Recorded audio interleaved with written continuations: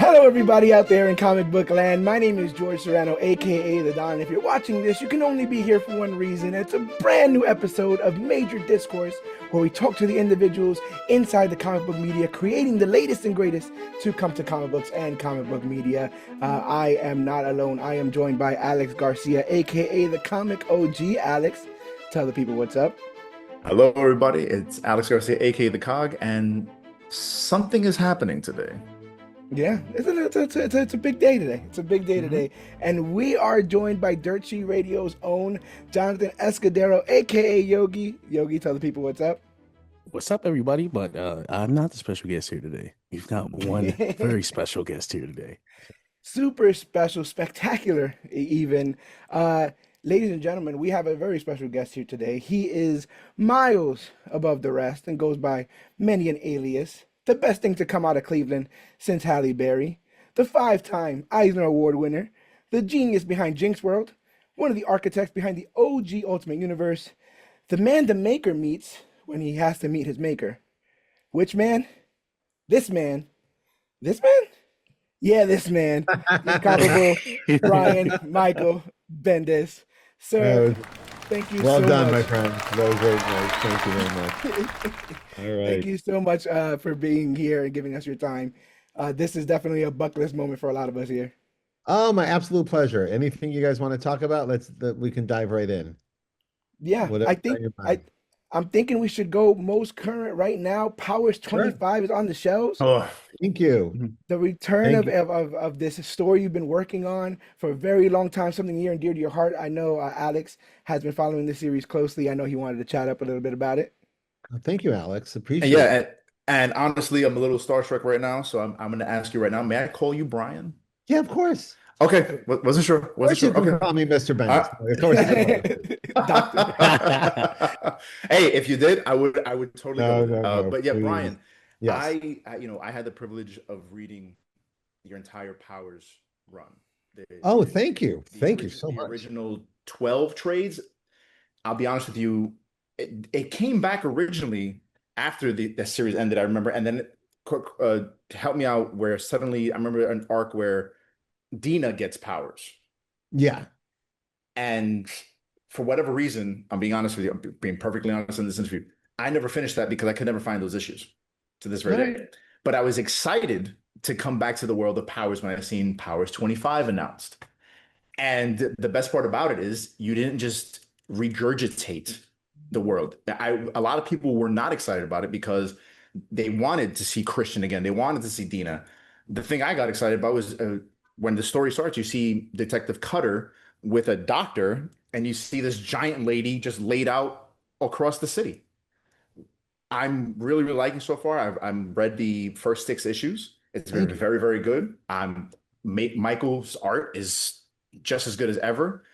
The glossy look. It's a great story. And in reading it, I've been telling people at the shop, why are not more people reading this book? I understand because of inflation and all of this stuff, but help me push this book because I want people to pick up this book because this is great. I'm loving seeing the David Mack covers return.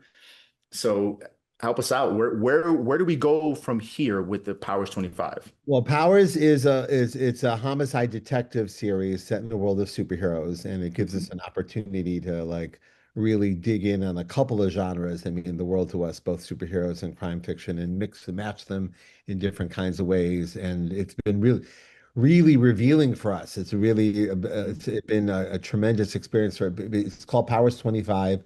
We're actually at our 25th anniversary. We're actually in the 3rd year of our 25th anniversary, but still it's our 25th anniversary.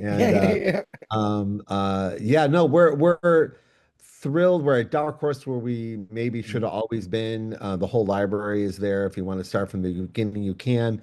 But we also knew 25 years is a million years in comic books. So if we were going to come back to it, we should come back to it fresh with new ideas, or don't bother.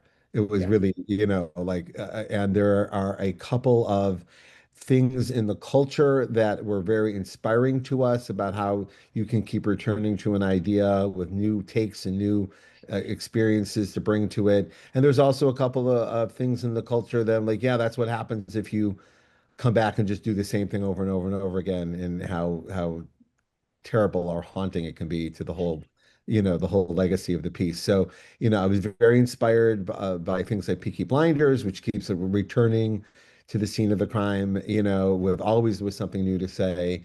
And yeah, it's just what I wanted to do. And also, there was a couple of filmmakers that just returned to their genre, like 28 years later, and with Danny Boyle's work on 28 years later. I don't know if you've seen those. Mhm. They're incredible, Yeah. and you don't have to have seen anything beforehand to understand it. It works on numerous levels. Same thing happened with last year where Steven Soderbergh did Black Bag with Michael Okay. Fassbender, Yes. and Mhm. boy, that's a genre he's gone to a couple of times, and always with something new to say. And it was very inspiring to me that we would come in here with, if you've read everything, great. There's all kinds of levels for you. But if you just want to start fresh, or hey, I heard about Powers, oh, I read that Daredevil, I should try Powers. Right. Um, that it would be inviting, like all comics should be as inviting as possible. So, Yeah.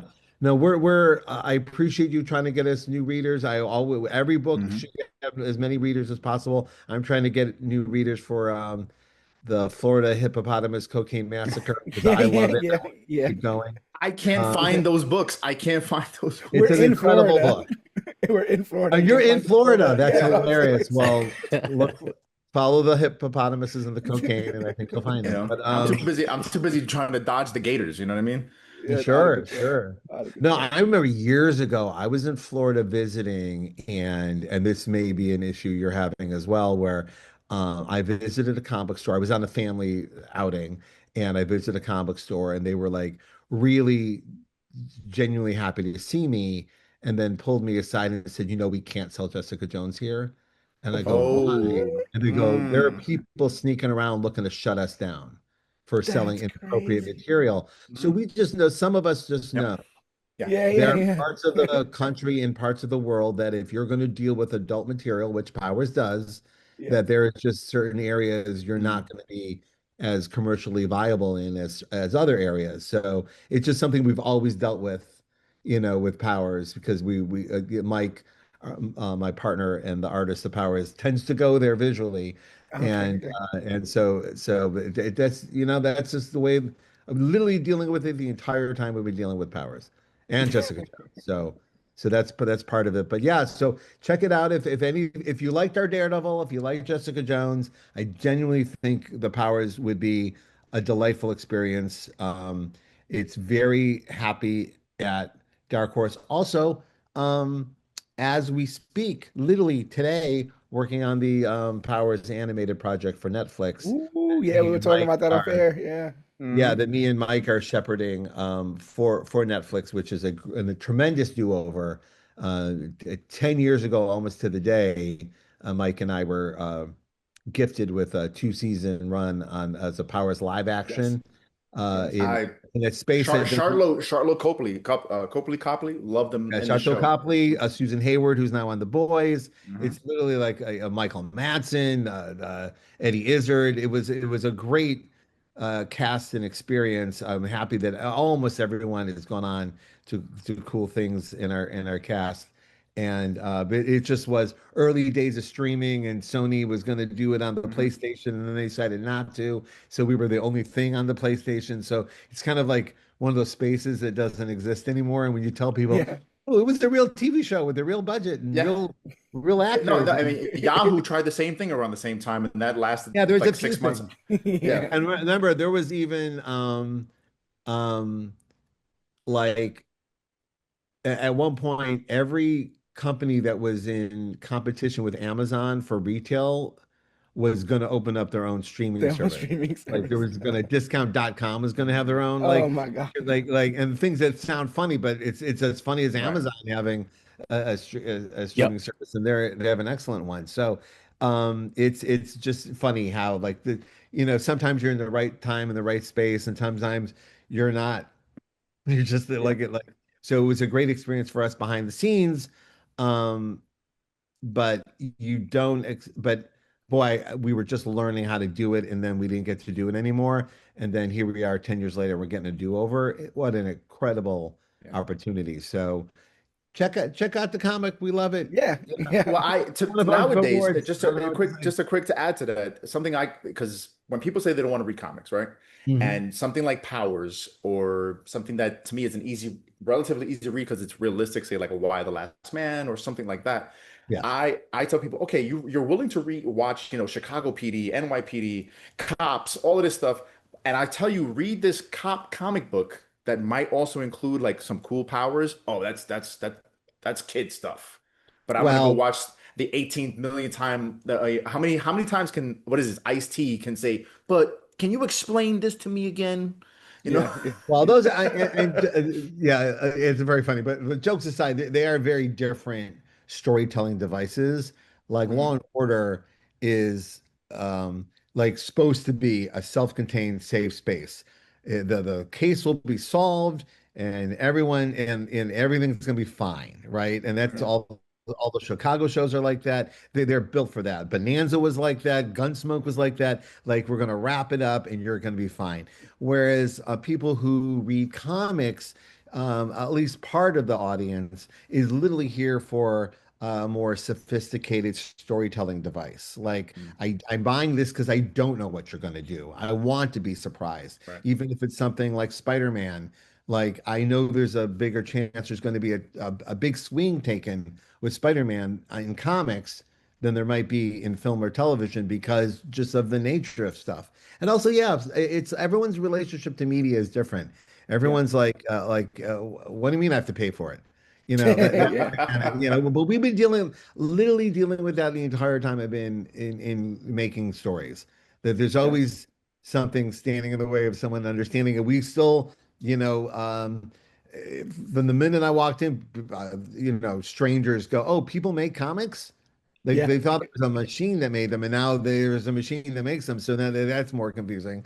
So 100%. yeah, yeah, it's just what, yeah, just yes, just sell it for what it is. We have a really sophisticated story that we really love with our whole Mhm. hearts, and characters we want to hang out with every single day of our lives.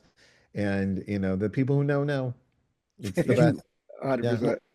But would you say thank you for reading it, and thank you for the opportunity to sell it. And also, I'm working with Mike Oming, who's my partner for many, many years, and I have a few of the partners that I've been working with who keep elevating, like they just keep finding new levels of their artwork, and sometimes a more sophisticated palette. Or in what's more interesting about comics is as you get older, you're trying to like simplify, like Alex Toth, like really get it to like Mhm. the bare, like what is like where's where the basic, which is actually harder to do than a more extravagant illustration Mhm. sometimes. So Yeah. it's been amazing working with people for many, many years and watching them evolve and grow, and then right towards what's coming your way, which is this new voice. I'm working just even today as well.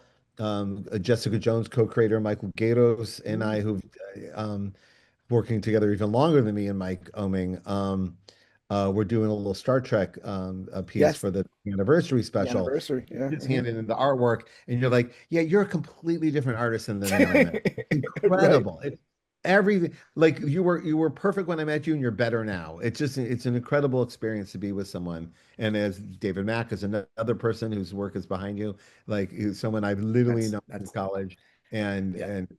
it's incredible to watch him just evolve and evolve and evolve. And he was annoying because he was this good at 19. He was he was that good quickly. Both him and also people don't know this about Mike Oming. Mike Oming was inking Daredevil at age 16. Like, Oh, he was wow. that good of a draftsman Wow. that they hired. They didn't know how old he was. They just saw his work and hired him. And he was like 16. He left high school and was like, I'm just gonna do this. do you So think it's do you think it's working with possible? Oh, I'm sorry, I didn't mean to interrupt. no, just like working with people that were that good at that. I was not Right. that. I was not ready to go at 19. I was a No. big Right. mess. What were we going to say, John? I'm sorry. Well, you mentioned 19 and 16, and I was just thinking, like, do you think it's possible for that to still happen in today's comics? Does a Yeah, absolutely. Happens all 19-year-old, the time. 16-year-old? Happens all the time. Yeah. Yes. I mean, you got to be motivated and really look at your stuff. And also I teach at Portland State here. So I'm teaching Okay. younger creators, and often, and this includes last semester, David and Walker and I teach together. And then we like, when you get the first assignment in, you kind of get the sense of where the class is, like where they are in their literacy and just their voice, like where they are in their journey. And two times over the last couple of years, I had to basically throw out the syllabus and start over because like, oh, you guys are at this level. Yeah, that's past Let's all let's just this. let's just Right. move up. Yeah. And it to me, it's very interesting. I have a couple of my children in the house as well, where their relationship to story is elevated because they're taking in so much story, right? Oh Like yeah. it's so funny. Like Robert McKee wrote in the book Story, and the book's like decades old now, and he wrote like in the year 2000.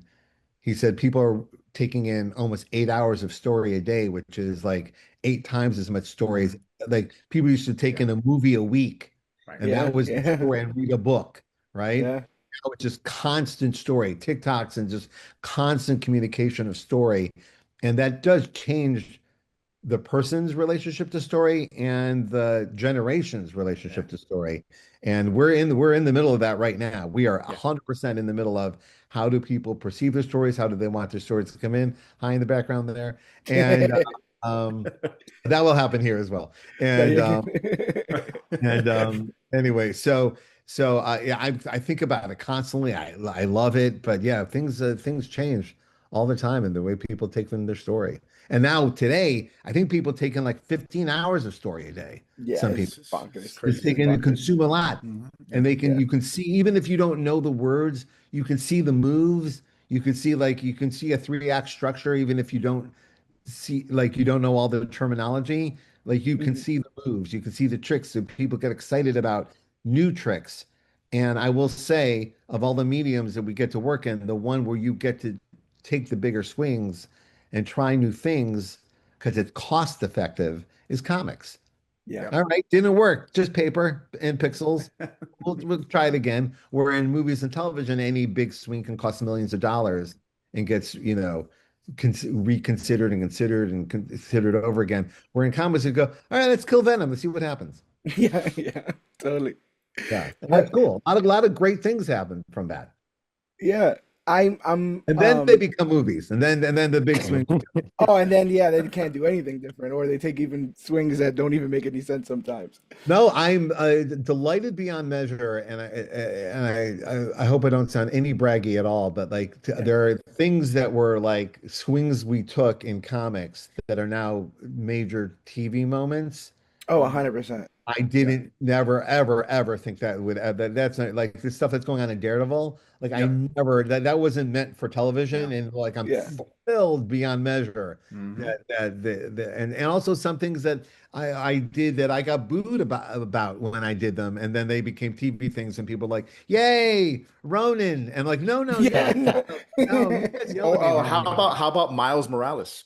Yeah, that would have Yeah, been a yeah. that would have No, been a big one. people, and it's fine. But it's deeply fascinating to me, just as a pop culture professor, that like Jessica Jones was met with a lot of derision, a lot of like really bad reviews, like Hmm. really like you shouldn't be doing this.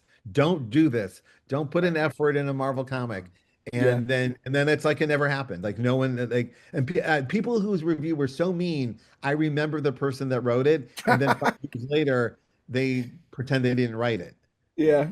Siskel and Ebert did this a couple of times too, where they were like shitting on something, and then it Yeah. became popular, and they stopped shitting on it. I'm like, Oh, no, no, Star Wars, no. Star Wars, Star Wars. Star Wars. There was a couple, Titanic. There was a couple where once it became zeitgeisty, they were like, oh, okay, I get it now. And sometimes they mea culpas, and sometimes they just barreled through. I'm like, no, no, no, you don't like that movie. I know Hmm. you Yeah. don't. Yeah, Yeah. so that happens to a lot of comic creators where you're like, you take a swing, the initial reaction is one thing, and then the legacy reaction is something else. Yeah. And honestly, I love all of it. I Yeah. do. Yeah. Also, it's I get very zen about everything because I'm like, oh well, we'll see what happens. Like I've had things where I thought, oh, this is a huge bomb. This didn't Yeah, work. Then 5 years later, like, oh no, it wasn't. And then yeah, 10 years later, oh no, it wasn't. And then or things were big things in the moment and then they're gone, like they never happened. So like yeah. anything, any version of it has happened, and I find all of it fascinating. I hope I'm not sounding like high class problem bullshit No, because no, no. I think No. I think it's the just idea of fascinating. like I think the idea of like a multiverse calms me. The idea Well, it that calms you because it makes yeah, other people very no, irritable. because I know that just on probability, I'm not the worst one in the line. So whatever mistake I've made, I have the solace of like there's somebody else in the multiverse or a different version of me that's really really screwed this up. The version Um, of me with hair yeah, yeah, and a you know, quilted beard. but Very. out of control, Not a out of single control. person here has hair. It shows how epic it is. Oh, is Okay. that true? All Because we got a lot of bald, hats going. all Okay. Yeah, bald podcast. We're going. All right. Hey, look, we're a different version of Onyx, right? Have The to, right, the Attack right of the said Fred of ball podcast. heads. Attack of the ball Uh, the heads. but eggs. you talk about the love of the creative process, and one of the little series that you did that I loved was Cover, and Oh, you thank could just you. yeah, you could just tell that your heart was on your sleeve in regards to this creative, this very unique kind of journey a comic book creator goes through, especially when you're going like from con to con, international, the fans that know all the stuff that you do, and the fan that is standing in cosplay of a character you've created who doesn't know at all who you are, Oh sometimes on yeah, yeah, occasion. Mm. Do you yeah. have do you have a off the top of the dome weird con story, a strange con story of a con you've been to, or do you I have want to just so pull out? many. I have to like put them into things. No, conventions are amazing. I had some of the greatest moments of my life happen at a convention on the convention floor, like life-changing moments in business, life-changing moments in friendship. Like literally, it's where I met David Mack. We were like literally under a table, like inking our books, like That's because we had dope. nothing else to do, and he like took my pen away from me because he saw I was over inking, and I was over inking. And then for people who don't know, that means I was using 10 lines when one is plenty. He cut And you off. and he like he said, "Hey dude, like really nice." He goes, "Hey, just do this." And just like gave me like took my pen and gave me a and you could see there's a book I did years and years ago called Fire that you can see the day I met David Mack because my art got mold. Like That's I never awesome. went back. Like I Yeah. just needed a friend to take my pen and show me something, Mhm. and that's like the day of our friendship, and so things like that have happened. It just again, we spend a lot of time alone in our room. That's what comics is. Like you've chosen to sit alone in a room and type and draw and and so it's very strange. And I talk about this in cover how weird is it the reward for doing that is now go up on stage and be funny. Yeah, Yeah. I'm like, yeah, well, in that front is of not what everybody. got me No. here. Yeah, it's Right. very, and it's like they used to say, like running for president and being president are two different jobs, Right. Yeah. and it feels very similar, Yeah. like to what a comic book creator thing is. And yeah, I've had just incredible moments of people coming up with cosplay that you never thought would happen. I'll never forget the first little kid that came up to me in a homemade Miles Morales costume years before Wow. there was any merch at all. Right, Like right, it right. Yeah. just like first day. I've had people dress up as characters that haven't even come out yet. They just liked the vibe. Like we had a couple Naomi cosplayers. They were just like, I Yeah. just like this Hmm. look. I'm Yeah. in. Yep. And like I get very emotional about it because I Yeah. know, through talking, just being part of the world, what a deep Yeah. statement of love that is. It's Yeah. just Mhm. I love all of this and I'm just looking for ways to express it. It's Yeah. just incredible. It's Yeah. incredible. Yeah. Yeah. I've found with comic books, like you said, the creation process is so personal, but so is the intake process, right? You're not watching it. Few families sit down at the couch and read a comic together. It's Yeah, a it's very very intimate. Mhm. personal experience. So I think equally, when I first started going to cons and meeting these creators, I was equally as nervous. I'm like, that is the guy, whoever it is sitting on the opposite And I ends of have the also table. felt that about my heroes and peers that I like walk in and go, oh my God, And also Yeah, there are people who read comics and literally throw them away. Literally, yeah, there's like, Yes. yeah, yeah, for Yeah. 10 Yep. minutes. Yeah. I just Hmm. needed something to read while I was pooping. Thank you. Bye. And so everyone has different relationships to it. And the people with very, very passionate relationships to the stories can get very frustrated at casual readers. And I'm like, Yeah. no, and any way they take it in, it's good. And also, just because something was casual in the moment doesn't mean it won't build to, Right. Yeah. hey, I think I want to be there all the time. I've had that Right. happen as well. I've Mhm. had people literally write me, I hate everything you write and everything you do. And then 2 years later go, I take it back. I was wrong. I Mhm. like Can you it was sign an these 10 number ones? no, is it? Yeah. Yeah, you're an acquired taste, and it took me a minute, and then I realized, I think about you and your friends a lot. I must like you, and I'm like, Yeah. Mhm. oh, thank you. Yeah. I've literally Yeah. had people like every version of it. I've had people say, and I've had people say, I used to like you, and I fucking hate you now. But and that's Yeah. yeah, It's and a then passionate fan base. They're passionate. yeah. Yeah. No, I like you. If someone's very passionate about your work, and then you do something in a story that betrays them, but you didn't mean to betray them. I don't know you. I didn't. Yeah. Yeah. Yeah. Yeah. Yeah. But like, yeah, but like, I killed Gwen Stacy, and you're mad at me. You're absolutely right. You're absolutely right to be mad. I've never had anyone say they were sore at me about something where I couldn't see the point. I'm like, yeah, I get it. Yeah, Right. but Yeah. I have to take swings. That's That's part of what mhm. we're here about. So. And you Equally, brought though. and you brought her back anyway, so it worked Yeah. out. Well, that one, and there's a couple of times where you do something and the reaction, you go, oh yeah, you're right. Yeah, I see it. Like you can't see it in the moment. You have to literally take it all the way to the end. You literally have to publish it and then Mhm. look at that and go, yeah, yeah, no, that's too much. That's too far. There was like Miles. I killed Miles's mom Mhm. I because Yeah. remember I was that. like, because all I'm thinking is, what's the worst thing that could happen to Miles is that he's stuck alone with his father he doesn't understand, right? Right. Yeah. And maybe his Uncle Ben moment comes later, right? It Right. Right. doesn't come in the moment of origin, it comes down the line.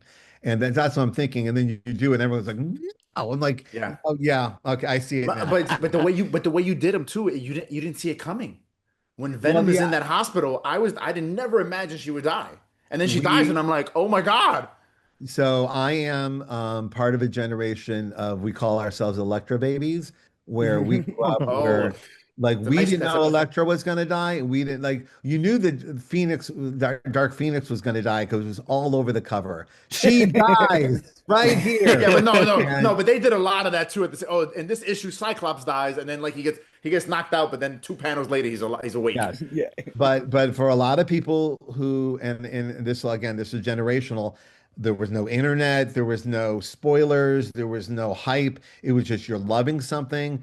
And again, I'm loving Frank Miller's Daredevil, and I don't know anyone else who reads it, so I don't have any like now. If there's anything you're into, you can hop online and find Right. other people are into it. Any stupid little thing, Yeah. you can Yeah. get hooked into a fun conversation. But that was not the world I was growing up in. So when Elektra died, spoilers from 50 years ago, when She 50 comes back. years. She's okay now too, so it's a few okay. times, but Elektra died, it was a shock. It was shock to Yeah. my Mhm. soul. Yeah. So a lot of us creators that grew up with Alan Moore and Frank Miller, particularly, are trying to make that happen.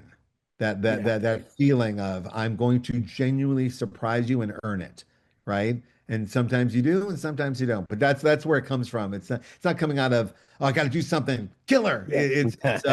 It's I really want you to feel how I felt when I read The Death of Electra, Yeah. and I and I and heard then sometimes you read it and go like with Gwen Stacy, I was like it's a good story idea, but then you're like, yeah, I don't someone said, I don't want to read this book with I don't want to experience this. I'm like, yeah. yeah, that's a fair criticism. That is because it really comes down to any story you're reading, whether it was made with stick figures in an ash can or it's the biggest Mhm. sci-fi movie of all time. It's just about the hang. It's what does it feel like to hang out here?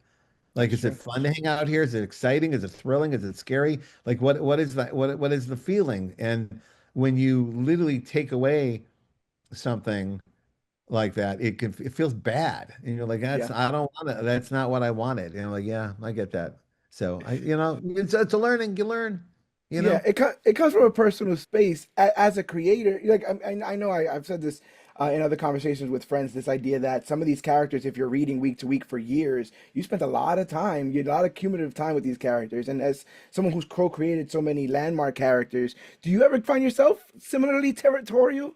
Where you're like, I don't know if so and so would say that, or I don't know if they would wear those shoes. No, no, you gotta get zen about it. I've also been, because there's generations of comic creators before me, and I've gotten Yeah, to talk to or work with a lot of them, and they will tell stories of, of both being zen about it or not being zen about it. And right. if you're choosing to work in a shared universe where there's always 60 to 100 authors cooking at the same time, and you're putting toys in that toy box, you have made a choice like that. Like, if you don't want anyone else writing this character, then don't put it in the toy box. The end. That's it. That's Yeah, it. So, but so with Miles in particular, I'll never fully wrap my head around. And I did everything, like Sarah and I did everything we could do to do right.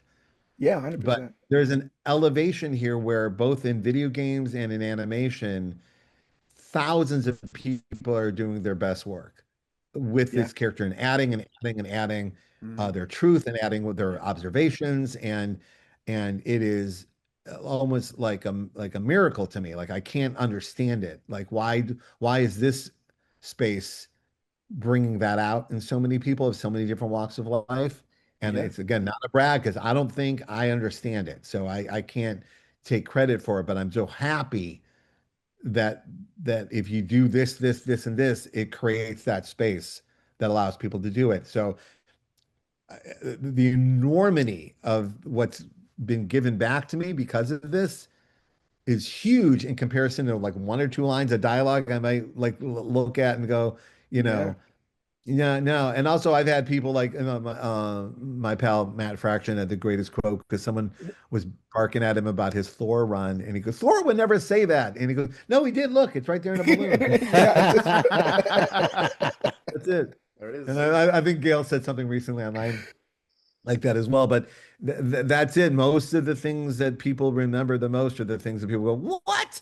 And you're yeah, like, that. But that's the Mhm. stuff. So no, the stuff that I put, the again, like, I'm like reading Kelly Thompson's Jessica Jones. God, it's so good. It's so, yeah, like nothing about it makes me like wince. It makes me just go, oh, I should write better. Right. Look how good this is, and what an honor it is when you see someone like taking your work seriously and being Yeah. additive to it. Yeah. And low key, the person who's done it the most to me, and we never talk about it, is Jonathan Hickman. Is always Ooh. taking stuff and elevating it, and always in a way where I go, The just so you I know, I got it. never would have You gone got it. there. the three of us do that. Yeah, Yeah, yeah, no, yeah, yeah, it's an incredible experience to me. It's such a, there's the tenets of improv we hear, like people call yes and, where yeah. you, Hmm. yeah. So there's a lot of yes and in comics where, like, it's the same observation where, like, Jonathan takes gold balls and yes ands it into Right. a House of Yes. X situation. I never would have done that. So I can Right. completely just enjoy it, because I know my brain would never have gone there. So I can just, well, wow. And also be just very grateful. It's an honor to, like, I've also had people like, just, I put out stuff and it just, no Yeah, one fair. no Yeah, one touched it, no one cares, no one likes it, or Yeah. they don't think I want anyone to touch it. And I remember, like, years ago, I wanted to put the Sentry in Avengers, and I called Paul Jenkins, who I know, but we're not like close. And I was like, "Hey, are you? Can I use the Sentry?" He goes, "Yes, I'm waiting forever for somebody to let somebody, you know." Like, please. do people hate this character? Like, no one will touch it. And I go, "No, it's this weird thing where I'm like, you're a peer of mine. Like, I'm like it's yours. Like." And I had the Right. same thing with the Hood with Brian K. Vaughan. I'm like, these, like, I associate it with you, and it's so weird. Like, we'll run all over Stan and Jack ideas, that's in the public domain or something. Whereas if it's closer to our generation, um, You know what I mean? It's Right. a peculiar thing where So I realized that we weren't touching each other's toys out of respect. What if Paul wants to do something more with it? Or what if I mess it up and he's right there, right? So yeah. when I left Marvel, I told anyone publicly and privately who I knew was taking over the stuff, hey, fuck it up. Go nuts. Break. Don't Try. don't Okay. don't don't be boring. Right. If even if you think, oh, I Brian would never done this, yeah, do that. Right. And I Okay. because I realized that maybe just hearing me say it out loud will help. Don't worry about that Yeah. if that's in your head, you know? I guess that helps me understand why nothing happened from the way you left the Ultimate Universe at the end of Spider-Man 2. Because I thought when they brought back the Ultimate line, they were going to continue that, Yeah, but they no, did I their like own to. thing. They did their own thing. Yeah, I left it out there. If you want it, it's yours. If not, and again, they didn't do anything to disregard it. They didn't. No. They just moved. They moved forward, which I appreciated. Um, I mean, there's been times where I'm like, I maybe don't want anyone else doing this. So I'll like kill the character or like Yeah. send them to another universe or Yeah. something. Just make it like there's like a hidden language where like if your character packs a bag and leaves the book, Yeah. maybe the creator is saying, leave him alone. Yeah. Yeah. That's so cool. But again, yeah, but if you created a character and it's in the shared universe, that's fine. And also that's, when you don't create your own, you don't have to worry about it. This is our curated. You're talking about powers. It's our universe and Scarlet, whatever yeah. choices we make, that's our choices. So I having both experiences available to me makes both of them exciting to me. I know there's certain people that work and create their own that working in a shared universe sounds like a nightmare to them because they're so used to just like owning every choice, right? Yeah. But working in a shared universe, even gently or as in an architect position, either way, you're still waking up with that. Like we've all had that, like a day where you look at your calendar and you go, "This is my day. I'm going to do this. I'm going to do this. I'm going to do this." And by noon, you're like, "I'm not doing any of that. None of Yeah, it." right. Yeah. And that's a lot like what a shared universe can feel like when you're like, hey, I'm going to have Deadpool and Spider-Man team up. No, Deadpool's dead. I guess I'm not doing that. Okay. Right. Pivot to something else, which happens all the time. I don't see it as a frustration. I see it as a writing challenge. Like I get Yeah. excited about, oh, you can't do that thing you planned, much like in real life, you don't always get to do that thing you planned. And you had to Yeah. pivot and improv and think of a new idea. Yeah, you, I hope you that seem to answers the be you seem to 50 have questions. mastered the whole idea of this collaborative nature of the medium, which is something I think a lot of people just don't get, just how collaborative it is and having the right team Yeah. and people around you. That's this Yogi. I'm opening up the floor to you to ask a question in this whole collaborative team No, effort. but it's a But big yeah, one. 100%. I think because also like a lot of people, like I came into comics as a one-man band. Like I was writing, Yeah. drawing, lettering, designing my own books for a decade. So like it was Ooh. well entrenched into my and like well, I don't know anyone else could do it. I can't afford to hire anyone to do it. So I have to teach myself how to letter. I have to teach myself how to do this, all stuff I wanted to do. So Yeah. then when I got to the main stage and I started collaborating, like writing for other artists, it took a couple years to even figure out what that was, like Yeah. how to like respect the situation and not overwrite or underwrite and just really figure it out. And then it became almost immediately addictive. Like I love that's the best part is the collaboration and like you coming together and finding some space you couldn't find on your own. And I talk about in class all the time like celebrate this, like don't be scared of it, it's exciting. If you find the right people, you can elevate to a space you didn't think you can get to on your own, right? And I bring it up like it's called the third heat, right? So there's like the most famously there's John Lennon and Paul McCartney, both geniuses, Hmm. proven. But Lennon McCartney is like this third entity Oh that yeah. doesn't exist without them and they can't get there without each other. Yeah. Same thing with Stanley. Let's say Stanley. Hold on a second. Say Stanley and Jack Kirby, right? Both brilliant, both have done excellent work, but together, Marvel Universe. Yeah, they need It's a each very other. special thing. And once you find that in your life, where like, oh, I can't get here without Mike Oming, or I Yeah. can't get here without David Mack. There's quite Alex Maleev. There's quite a few people Mhm. where I'm like, I feel elevated just being in this conversation with you. And I get it. I am addicted to it. And I know I am because I woke up this morning from art from a secret Marvel project and the Star Trek thing and the juice. I mean, I felt it like it was the first day it ever happened. I That's love it awesome. so much when the art comes in and it's better than you thought it was going to be, or different than you thought it was going to be, or forces you to come up with a way to communicate in dialogue that's different than you were planning. It's really great. I love it so much.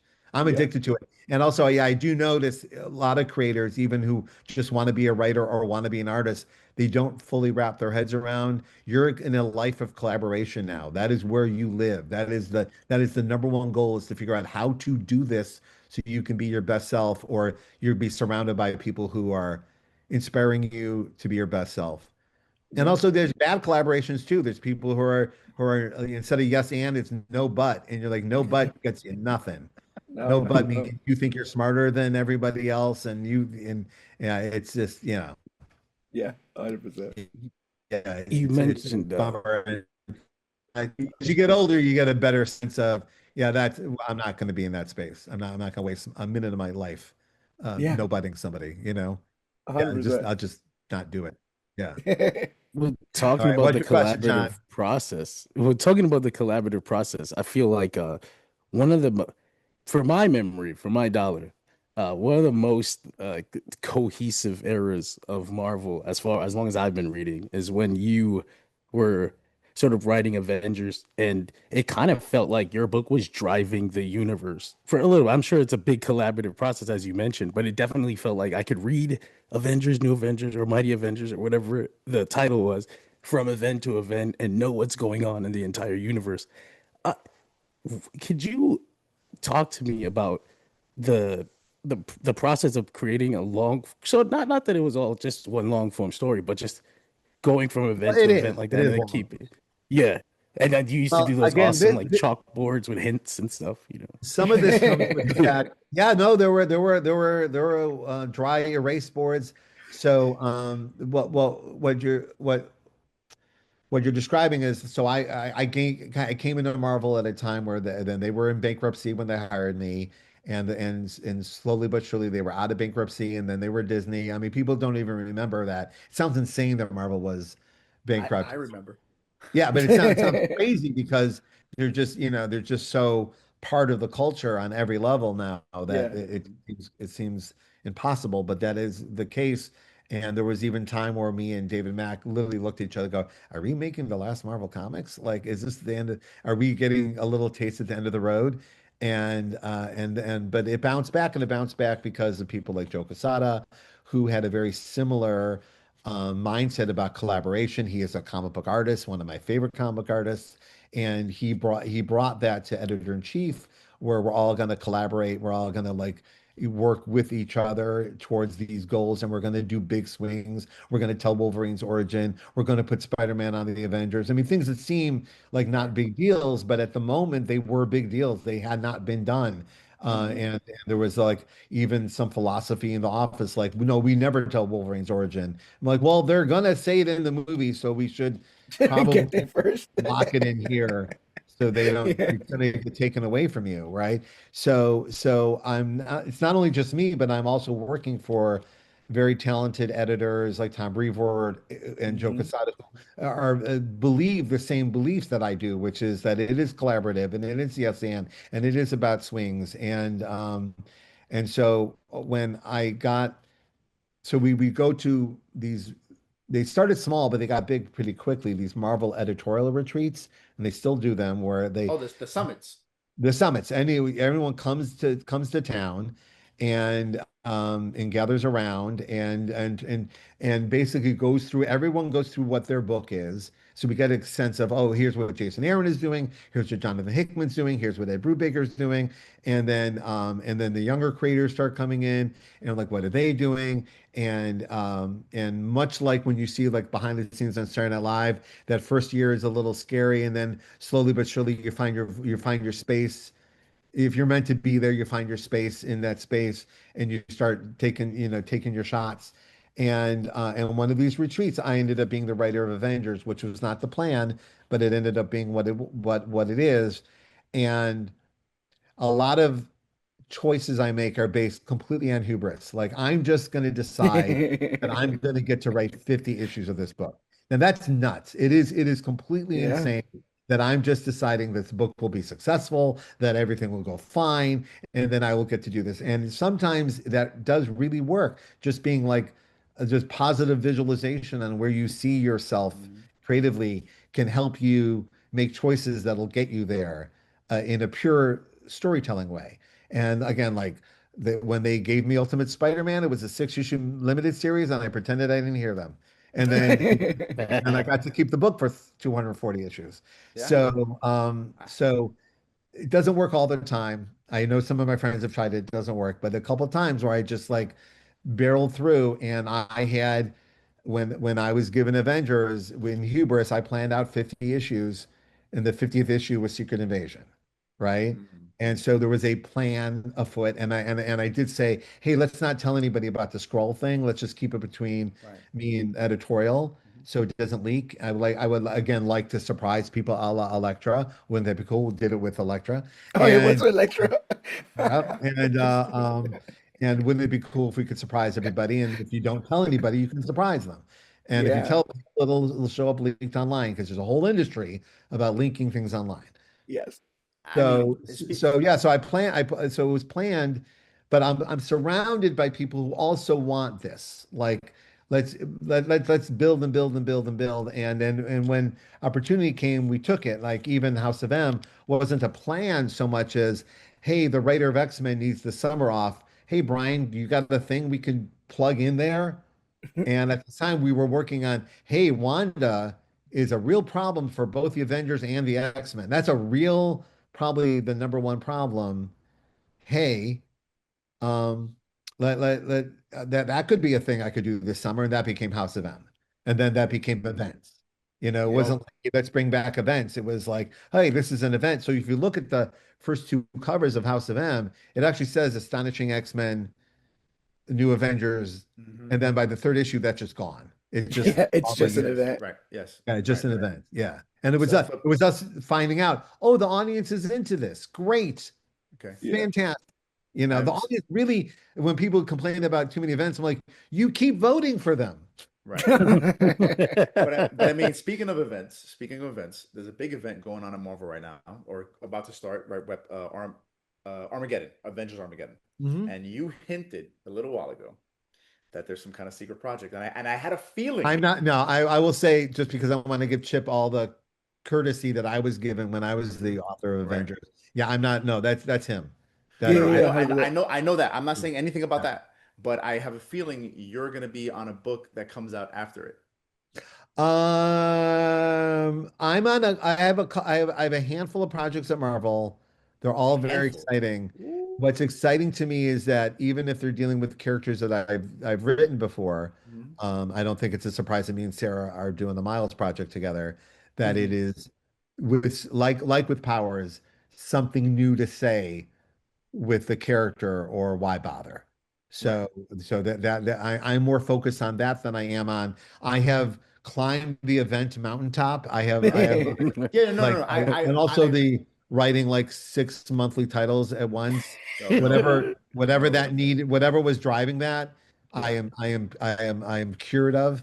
And also, but I just creatively learned what I needed to learn about myself and proved I could do it. Like Yes. those things done. And sometimes when you get further, not Mhm. to be too, but when you get further away from the a mountain, you could see, oh yeah, I climbed that whole thing.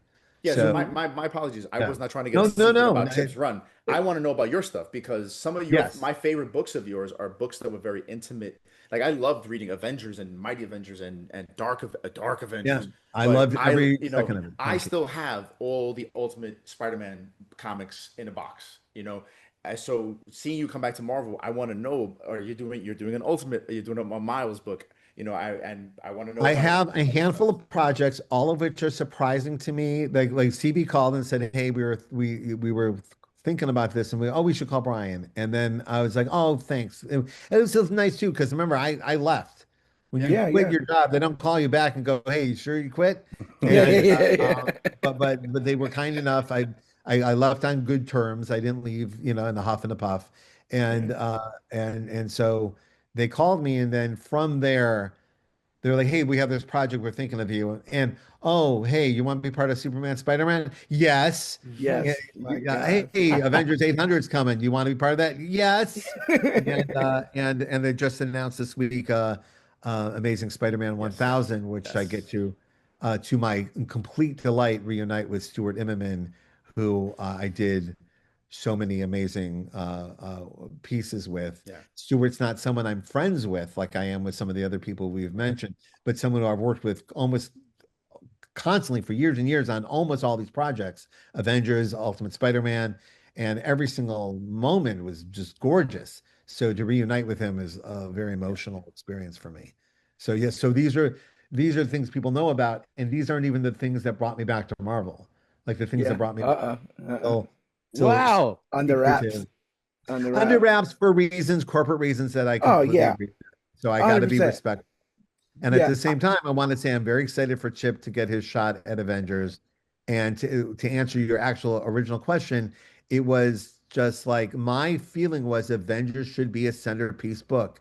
At the moment I got the book, it had been over in my lifetime. It had felt like Avengers had been like a centerpiece book, a place where all characters of all walks of life could gather and Hmm. and, and really have moments, right? To me, like reading Korvac Saga when I was a kid was like, well, this is the center. So, This is where everything's happening, right. right? Or Secret Wars, or like the original events, stuff like that, where you're like, this is where it's happening. It's with Avengers, or X-Men would be another one where it's just like felt like a centerpiece. And I felt like, well, I'm going to in hubris make this Avengers book a centerpiece book in my heart, and hopefully other people will see it there as well. And just literally by just sheer force of will, kind of like forced it into the middle, and everyone else started reacting accordingly.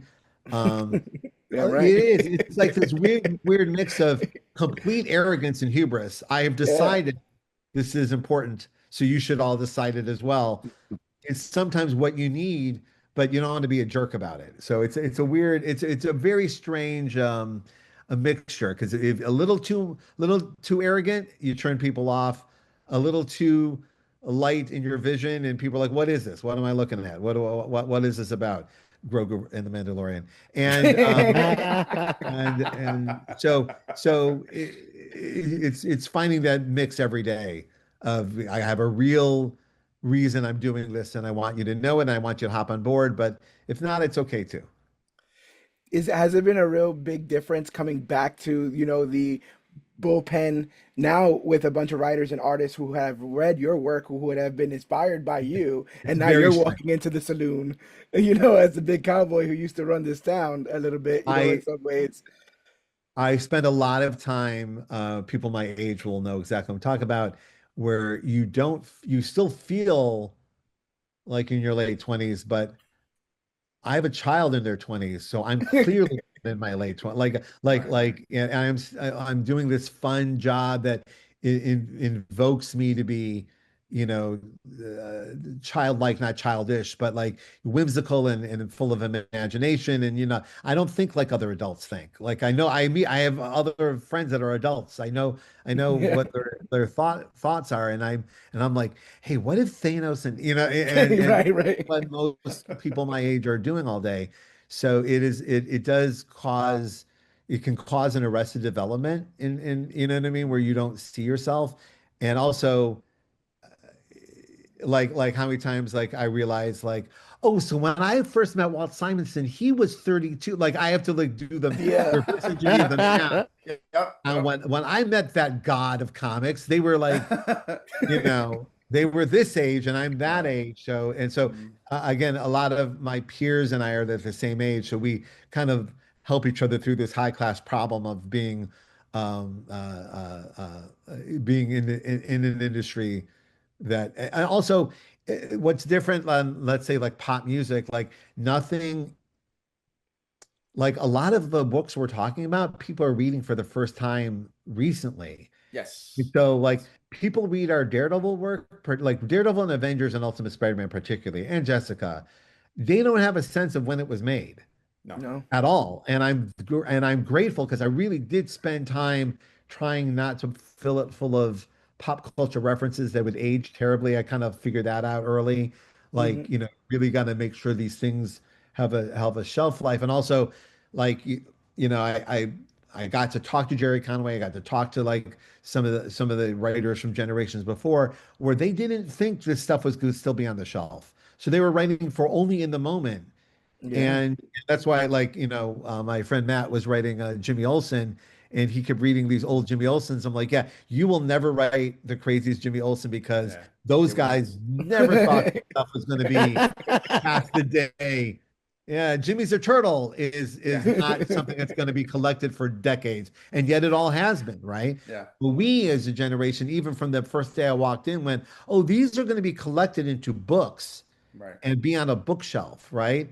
Like, Yeah. remember, like when I was a kid, Watchmen being a collected edition was massive. Like Right. they only did it a few times, right? Yeah. And Even you go ahead, please. no, even when I was, I'm you're we're not going to talk about age, but yes, I remember like finding those few trades, like a Squadron Supreme or a Watchmen or even a V for Vendetta or like a Yeah, weird collection of like Dark Phoenix, and that would be it. It'd be like, oh, I'm reading Dark Phoenix, but what happened to the issues before? What happens after? Where do we go? And I yeah. loved that when you started writing it, and again, this is one of those things, right? People hate and then they love. I remember reading your books month to month, and people being like, "Oh, everything's being written to trade. Everything's being written to trade." I say, "Yeah, but look at that wall over there. It's easy to go, oh, you want to read that? Read that trade, that trade, that trade." Whereas before, it'd be like, "Oh, you got to go to some weird convention and find all these random issues that, good luck, and piece it together somehow." So I Well, love yeah, that. you're absolutely right. And I will argument when people say you're writing for the trade. I'm like, no, I'm writing knowing there's a trade coming. Like, Yeah. for Yeah. both at the same time. I will argue like, every single issue Ultimate Spider-Man had a massive cliffhanger at the end of that issue because Yeah, I was writing for the single issue. I was writing for the experience. I filled with guilt about people paying for comics, yet I'm dying for you to pay for my comics, Yeah. Yeah. right? But Yeah. like I know there it's an expensive hobby. We talked about earlier. It's an expensive hobby. So it's up to us to make sure that every page is a curated, beautiful piece of sequential art that it's worth what it costs to make these for people who buying them day of or people who buy them. Remember, people now buy them in a 6 issue collection, 40 issue collection, omnibus collection, digital collection. Like there's so many ways for people to take this stuff in. And again, what a gift of people like you said you reread a whole run of something. yeah. That is a massive thing. Mhm. I could never even conceived of it, and I'm always like, did it work? Because Yeah. Yeah. I can't tell. I couldn't possibly know, right? Other Yeah. than but so I'm yeah. So and also just it's part of some of the choices I make now is like I don't have to write Daredevil because people are still reading my Daredevil at a level that I would really like people to read our Daredevil at. I don't know how Yeah. else to say it. It's a big privilege. By the way, everything I've said since the start of this conversation has been privilege beyond measure, but I know it and I try to do what I can with it. Right. Yeah. So Right. even my return to Marvel is like, well, you know what I would like if I was Steven Soderbergh, I would do this and this and that. I literally think about like what would make me happy if one of my favorite creators returned to a space and then having so many examples of it. And also having creators that I love return to space and go, oh, I wish you wouldn't have done that. I wish you would Yeah. have just leave it alone. You were done. Magic's over. Yeah, on 100%. to something else. So really considering that. So there are some things that I've said no to because I think it would put me in a position where I'm just doing something I've already done before, or and boy, it's I don't know, life's too exciting to not try big new things, or also things. Sometimes I don't make it too like too thoughtful. Sometimes it's like, would I buy this? Like when I'm Right. offered things, I'm like, would if I go to the comic store, would I buy this regardless of my name on it? Would I buy this project? Would I buy this idea? Would I buy this artwork? And if I can't answer yes, then I probably have to say no to the project. And then again, things that my friends did that they nailed it, they killed it, but it was Oh, just yeah. not my space. You know, some of my best friends are working on books. I'm like, yeah, and I think about it all the time. I'm like watching my friend wail on something that I have no thoughts about. You know, it's a fascinating thing. Yeah. That's so funny. Yeah, Um, but going back to John, that I don't think I realized how important collaboration was and how it's basically everything. And when I see creators not of all walks of life not making the most out of that, like there's some working creators that get really frustrated about collaboration. I'm like, then get out because you're just here for the wrong reason. If you Right. think or you want to be here to be like see your book, your name on a book, right? They want to see their name as big as possible in the book. I'm like, you know what's cooler? Seeing my name next to someone who I admire on the book. That's Right. yeah, that's the Right. best. oh, that's beautiful. Yeah, I feel like in the Marvel universe as it stands, it's obviously so huge, so all encompassing, even going to space. It felt like a lot of the stuff that you tackled primarily colored in the spaces in between these humongous skyscrapers, the alleys, the more seedier, the more seedier inside. Was that a was that your way of writing the Marvel way in the sense of looking outside of your window? Because you go to like Moon Knight, you go to Daredevil. I remember reading the beginning of your Daredevil run and being like, "Where's Daredevil?" But then after a while, being like, "I I so love this perspective. Daredevil's just a force of nature in this world where regular people have to do their job. Like Ben Urich has to still write for the paper. You know, the cops still have to do their daily job, and then they drive up on Daredevil wailing on somebody. You know, and so like you really got in between these spaces that hadn't been covered yet. Was that something you naturally saw? Like I Well, should add here because there's nothing here.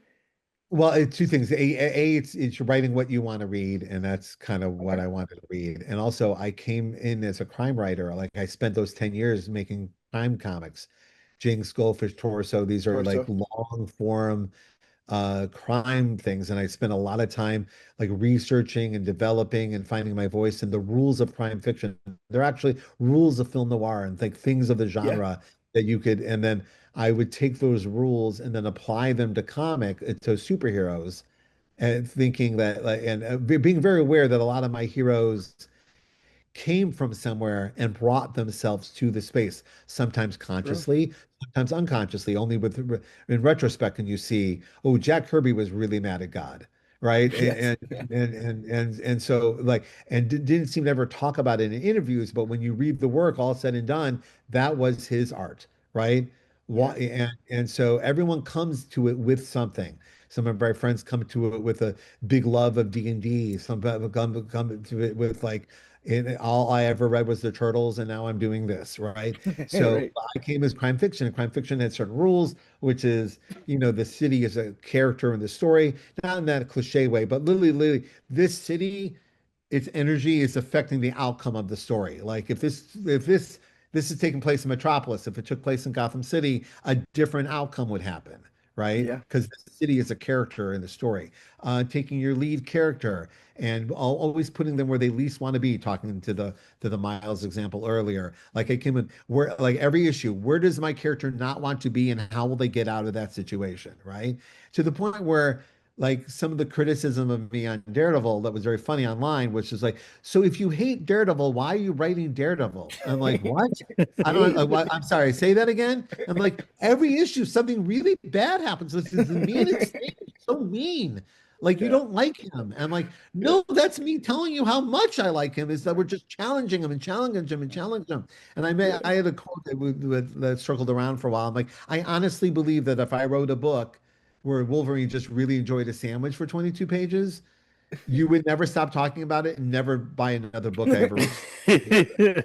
Yeah. Yeah. You'd be like, can you guys remember that issue where Wolverine just ate a sandwich and went, Mm, Yeah. like you would think about it constantly and be mad at me forever. right. So, but Yeah. I really think that's your job, is to like really challenge the characters, the premises, the world in every way, shape, or form. And that's why killing some supporting characters to see, what happens is dramatically can be of interest. But and also like the way I came in. So I came in like doing crime fiction, found a balance between superheroes and crime fiction with powers, right? So we'd already started Power. So I was already thinking about it and getting over myself because I didn't think I was ever going to write superhero comics because I was a Interesting. Watchmen baby.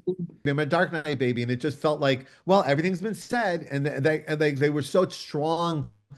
Again, just where I was in my generation, comics had their foot on the gas all the way through the 80s and up till and through. And I'm in high school taking it in and taking it in, like becoming myself through Yeah. this. And the high school comes and there's Batman Year One, Dark Knight Returns, Watchmen, V Wow. for Vendetta, like and like, all right, what else? What could I possibly have to Right. say?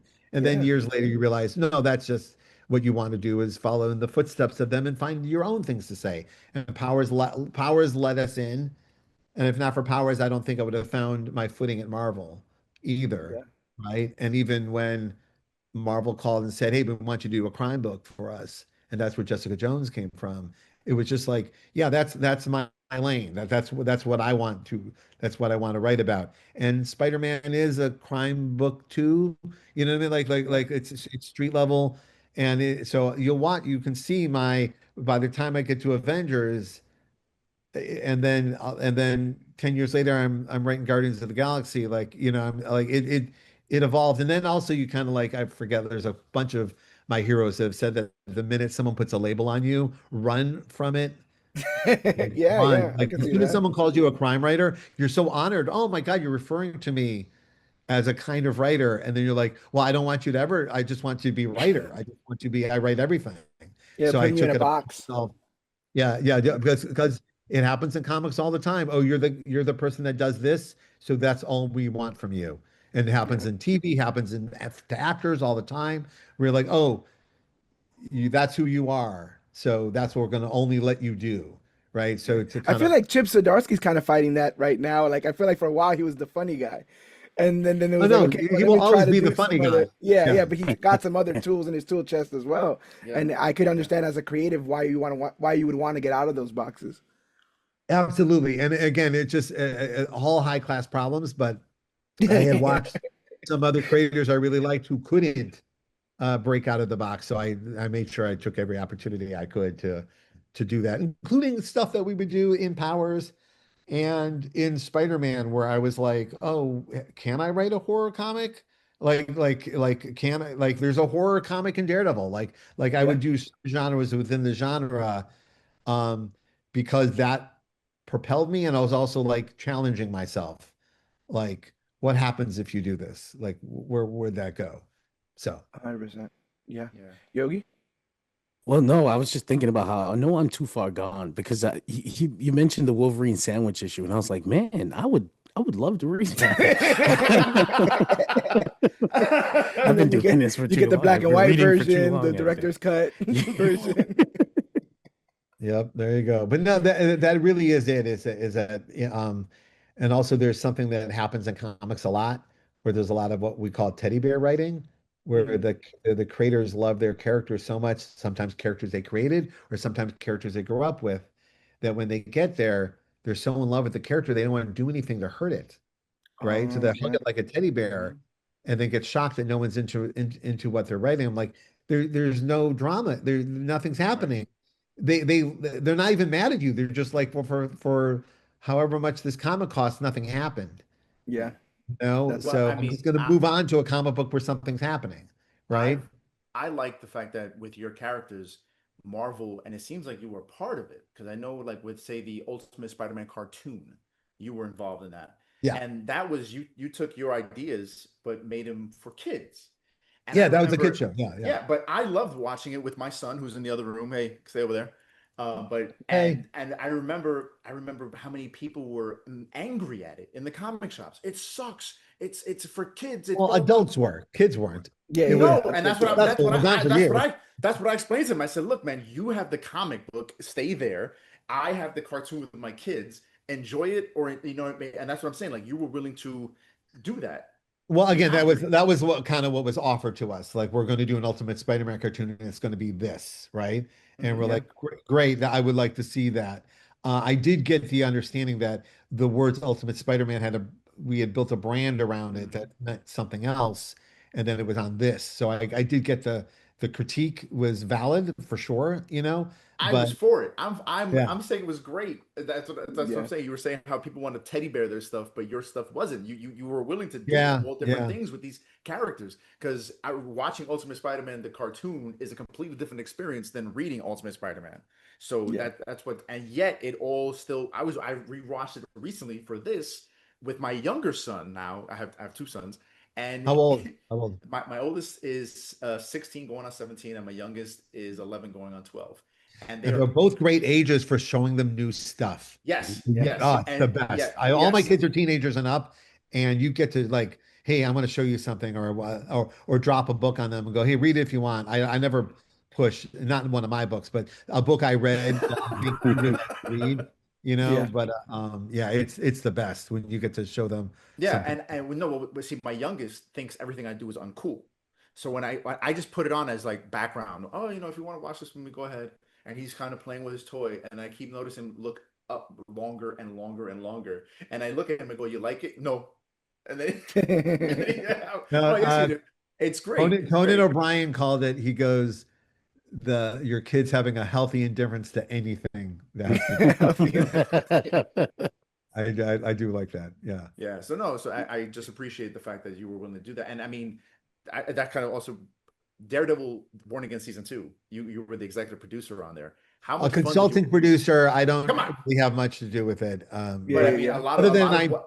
deeply grateful that they're using so much of our stuff Yes. and giving us credit for it. That second season is like a David Mack gallery show. It's incredible Yeah, how much man. of his shit is on that show. And literally David Mack and I used to like get in a car and drive to conventions together and just talk about Frank Miller's Daredevil on and on and on Yeah, and on man. and on. Yeah. And then here we are at this, yeah, literally talk about that. Literally, there was one convention we got like a Sin City script that Frank Miller wrote that was just floating around the That's conventions that wild. wasn't produced, and we like acted it out in the car, like that's how much That's so great. we were into it, and then finding ourselves in that space, and then realizing what that looks like to other people. To your earlier question, is like we're now part of the Daredevil conversation is incredible to us. Yeah, I'm Yeah. thrilled. Also, It you're also talking about one of my favorite things is like everything we're talking about, I yeah. couldn't have dreamt of when I was coming up. Like even in the late 90s coming in, none of this was space was available. I'm working in graphic novels for other publishers that did not make graphic novels back then. These streaming services, the way TV is manufactured and produced, everything about like having all these movies out, like everything about the space and the games. And again, more people know Miles from the games than they know from the movies and the comics put together. Um, None of this was something I could have dreamt of.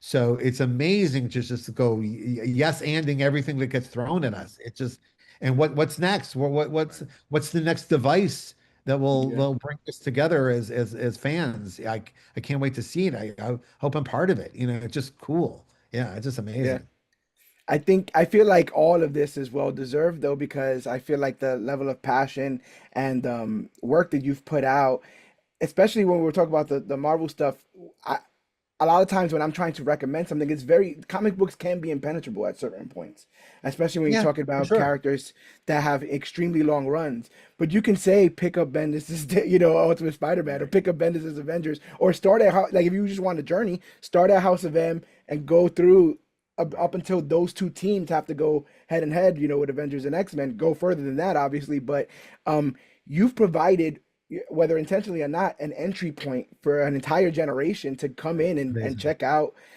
so much of this stuff. And I feel like that's why it's continuing. And hearing you talk, and even though I absolutely love this man, you feel you're like the antithesis of Alan Moore in his adaptations, because you're like, yeah, do it, try to improve Well, it, try to do something with it. And I Yeah, don't you got know, that's no shade on yeah, no, no. Bendis. I I think feel about it's fine the way. Alan. I Yeah, think about Alan a lot. I do. I don't know him, never met him, probably never will. I've met people who met him, and yeah, I'm I think about like there's things he warned us about, things he was frustrated about, 100%. so Yeah. frustrated about.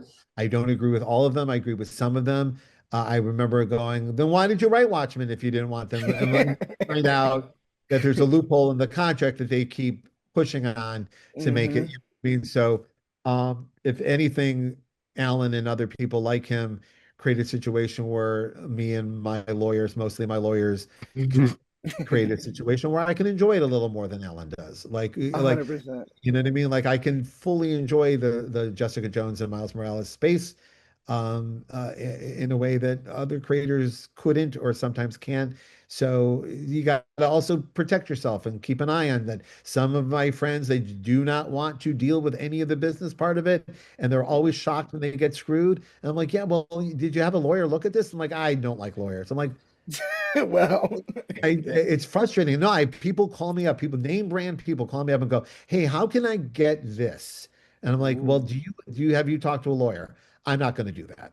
I don't want to do that. I'm like, "Well, you really should because it's big boy time and you're dealing with Disney and Warner Brothers and even like A24 or any of the smaller like all these are corporations and they're coming for you and they're going to get whatever they can get their hands on. That is what they're built for, and you need to protect yourself." So I lucked out. I met my lawyer very early on through a friend who ended up is the same lawyer as Robert Kirkman has and Matt Kelly, and we all are like protected like adults, whereas there were other creators that were just shrugging and yeah, signing whatever was put in front of them and then shocked that it didn't turn out the way it should. And I'm not casting any shade. It's frustrating to me, deeply frustrating that some of the woodwork of this business is built on taking advantage of people, much like music and film. It's 100%. in every industry that has creative people. Creative people aren't always wired to do the business. I must tell you, I would be one of those people if I had not married well. I married my partner loves doing the books, loves running the business in a way Yeah, that I love making comics. So we ended up being a perfect partnership where she just takes care of everything and I get to take care of everything on my end, right? So collaboration. Yeah, yeah. collaboration, yes. So, and I even tell my like if you don't want to talk to a lawyer, like find someone who'll do it for you. Like I don't know what else to say. Yeah, You can't be in this business, even in the tiniest comic. Even if you and your friends are making an ash can, and you don't think anything is ever going to come of it. Well, that's what Teenage Mutant Ninja Turtles was. That's what Men in Black was. Like there are really huge examples of things that were little teeny tiny ideas that didn't look they were worth the paper they were printed on that ended up being billion-dollar franchises. So just act accordingly, and if God forbid you end up being successful, you're ready for it. So yeah, that is why I don't spin out like some other creators do. But I yeah, respect that they do, and I know where they're coming from. But for younger creators, you got to treat it like a business. Have fun. It's fun. Yeah. Have a blast. But sometimes you're going to spend a day talking to people in ties, even yeah, if you really don't want to. And if you don't want to, then just don't enter that space. Don't enter Hollywood. Don't set yourself up for those conversations. I hear friends that are not wired for Hollywood anything, and they yeah, smartly stay away from it. And they're right. You're not wired for it. It would eat you up, and you would feel bad. Don't yeah. do it. I enjoy it. I do. I like someone looking me right in the eye and lying right to my face. And we both know you're lying. I love it. I love it as a writer. I've written two books about it. I wrote a book called Fortune and Glory, literally about the first time I walked into a meeting and someone just lied right to my face. Yeah, It's an incredible experience. Yeah. as So we as again we and again, you're talking about stuff where I just know I'm standing on shoulders of Howard Chaykin and Alan Moore and like all these people that really even Stan Lee, like really worked hard to try to make this space available to us for themselves, of course. But now hmm, it's available for us, and we should take advantage of it if we want to. And as I, 100%. we as yeah, we kind of head towards the end of this, as we close sure. this out, I know you've been doing this for a long time, so I know after a while, hearing the praise heaped on you can kind of be like, oh, like cut it out. But I rarely agree with it, but I've learned to keep my mouth shut. There yeah, you go. right. There you Well, go. it's just I do want to just Who's kind ever in the back there? Hey, how you She could doing? go. She could go. that's probably my mom. She's just hiding in Okay. the Yeah. background there, or my wife. I, I can't tell which face it is. I love People you, who are mom. just listening to this and not watching, there's a lot of like ghost work going on in John's. Yeah, A lot of like people just like in and out yeah, slowly. yeah, But just we talk about the legends, we talk about the gods of the industry, the people that have created the lasting stories that will get passed on, that will live beyond them, and you know, you might not agree, but you have created some things that will live long beyond you and have affected so many different people. Particularly, I make my living talking about, you know, comics and wrestling and stuff. I don't do that if you don't write that Avengers run, which Yeah. gets me into comics in the first place. And then second generation, my Not going to son. wrestle for you. I'm too No, old. thanks. Did it once Understandable. on stage with Jeff Johnson. I'm never doing it again. See, that's what we should have asked about. Many years ago at Chicago, Wizard World Chicago, they Jeff called me, and we don't really know each other, and he called me and goes, "Hey, you want to do a panel together?" And I'm like, "Yeah, that'd be great." And then the convention decided to call it John's versus Bendis. I'm like, "No, we didn't do versus. I didn't say verses. There's no verses. I don't feel any verses." And then right before the panel, I go, let's just start beating the shit out of each other. Like let's just and then we just sat down quietly. We just sat there quietly and just lunged at each other and dove under the table and started wrestling around. And it was very fun. He got a big laugh. There was a lot of people there. It was very sweet. He got a big laugh, and then neither of us could catch our breath for the rest of the time. Out of breath the entire time. We even said, funny. "Hey, let's take a minute and just breathe." Yeah. Everyone lined up for your question, and we still couldn't get it funny. together because That's funny. That's hilarious. Anyway, Yeah, ultimately, I see just how I completely rejected your premise and moved on to wrestling? but I think I'm gonna did- ask Jeff. I'm gonna ask Jeff about that. I'm gonna ask Jeff about that. I see if he remembers it. I mean, I remember us being out of breath the entire time. Yeah. that seems like something I think hard to I've seen it forget, since. honestly. Yeah, right. Unless he does it every year. Yeah. But yeah, just while I had the opportunity, while you were here, I did just No, want to say I- thank you. You know, John, I deeply appreciate it, and I obviously take all of this very seriously, all this fun stuff. I take it very seriously, and I'm very aware uh, that a couple of these things landed better than I could have ever hoped for. And I just mystified that I opened up my Instagram and there's all this cool Jessica Jones memes. I'm like, Yeah. great. And they're all great. It's all positive. It's all like I have a couple of friends who are like, "Oh no, I hate this." And I'm like, this is not what I wanted that character to be like. And I lucked out. I have actors that really embraced the characters. I think Charlie Cox running around talking about all of our work the way he does Yeah. is so incredibly cool. Yeah, it's just a gift beyond measure. So I feel it. I hear you. Thank you so much. But I'm so grateful that I never feel worthy of any of it, and just makes me go, well, I'm gonna hang up and write my ass off on this next Marvel project to earn the thing you just said. Like Yeah. that's what will happen, is I will hang up and go work on the secret Marvel project you want me to announce here that I'm not allowed to. No, that makes sense. That makes sense. I exactly as John was saying, we were talking about New York right out your window. We're all from New York. We've dispersed since then, but we're all from New York, and your stuff just felt like it captured the city so well. Everything that John said about, and everything I said about you creating this entry point into comics, all that stuff is 100% true. One of the things I really loved about covers was that you also made a point to insert Jack Kirby into that. You also made a point Yeah, to no, I think and I about love Jack and everything that you said there, and I want you to expand on it. I think there's an entire generation that just doesn't understand how amazing that man was and how obviously a collaborative nature, but he put a lot of that on his back, especially post the war experiences that he's experienced. We just off of Memorial Day, and I was just hearing him just talk about that kind of stuff. My man has experienced some things. You add that with everything that he's done, and yeah, I just I thank you think so about much. Jack all the time. A lot of my friends do. We talk about him all the time. And because he was most of the time that perfect balance of just get the job done. Don't like it's this. There's a whole generation of I'm not an artist. I just make comics. What are you talking about? Like they don't see it as art. And then 10 minutes later, they're talking like an artist, but their first reaction is, no, I have a deadline. I got to get it done. This is what I do. This is, then ask three more questions, and Jack Kirby goes, well, you know what God is? God is also like I got to meet Stan. I got to have lunch with Stan. I got to like see movies with Stan. I got a little bit of Stan, not a lot. Though some people were very close to him. I realized that there are a few people in this industry that I will never see as human beings. They're just going to be entities that were Yeah. part of me that I can't look at them as humans, so I just kind of stay away from them Yeah. because but with Jack, I never got to meet Jack, and I really wish I would have. I never was in a position to do that. But in the interviews, he talked a couple of times about, like, there was one interview he says very clearly, like, what do you wish that you had that you don't have? And he goes, I wish my work was on better paper, and I wish they'd make some cool movies of some of this stuff. Like, I really think it'd Uh, make some cool movies.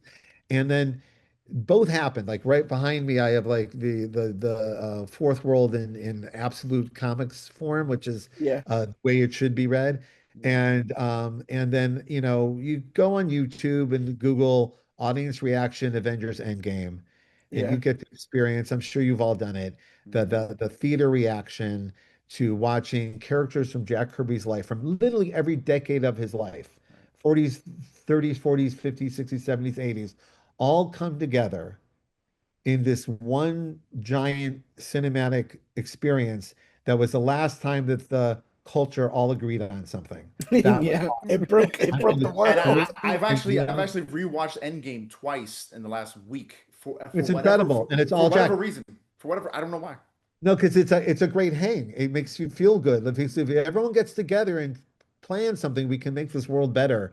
What's behind it all, and it's the biggest. Also, it's like from Iron Man 1 up to there. Like I was in all the meetings on Iron Man 1. You couldn't even imagine that we would get to this Avengers No. Endgame space craft wise or story wise, right? Yeah. So knowing that Jack didn't get to experience this, Yeah. he didn't get to feel it.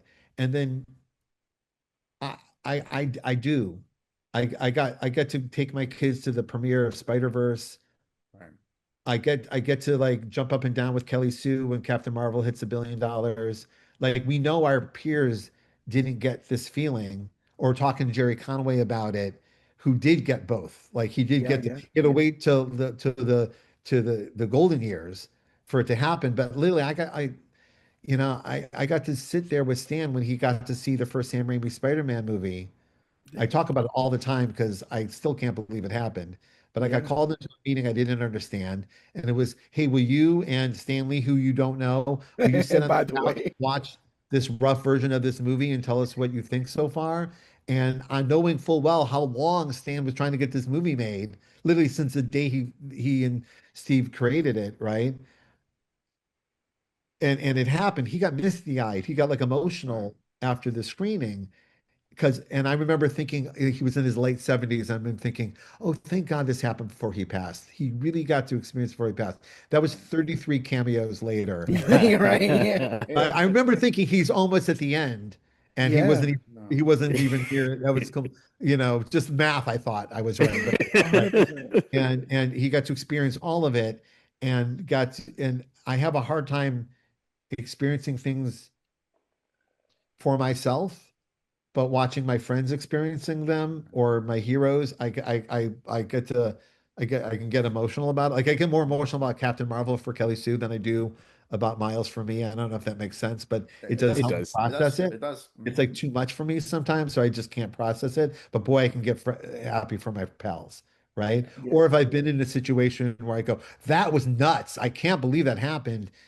And then my friend is now in that space. I'm like, oh, good, you get to. Oh, I'm so excited you get to experience this new thing. So I I I do spend a lot of time thinking about Jack and how much I wish Jack could have experienced this, and hope there is a way that that's happening. I can't imagine. Like even last week, from when we're recording, Jack Kirby Way was a Yeah. street Yep. Mhm. Yep. now officially Hmm. street. Yep. A couple of people I know worked very hard to make that happen, and it was hard to make it happen, I but it bet. happened, right? I've said publicly, Jack Kirby should be on money. I like how much culture does someone have to make before they become the Shakespeare of a culture, right?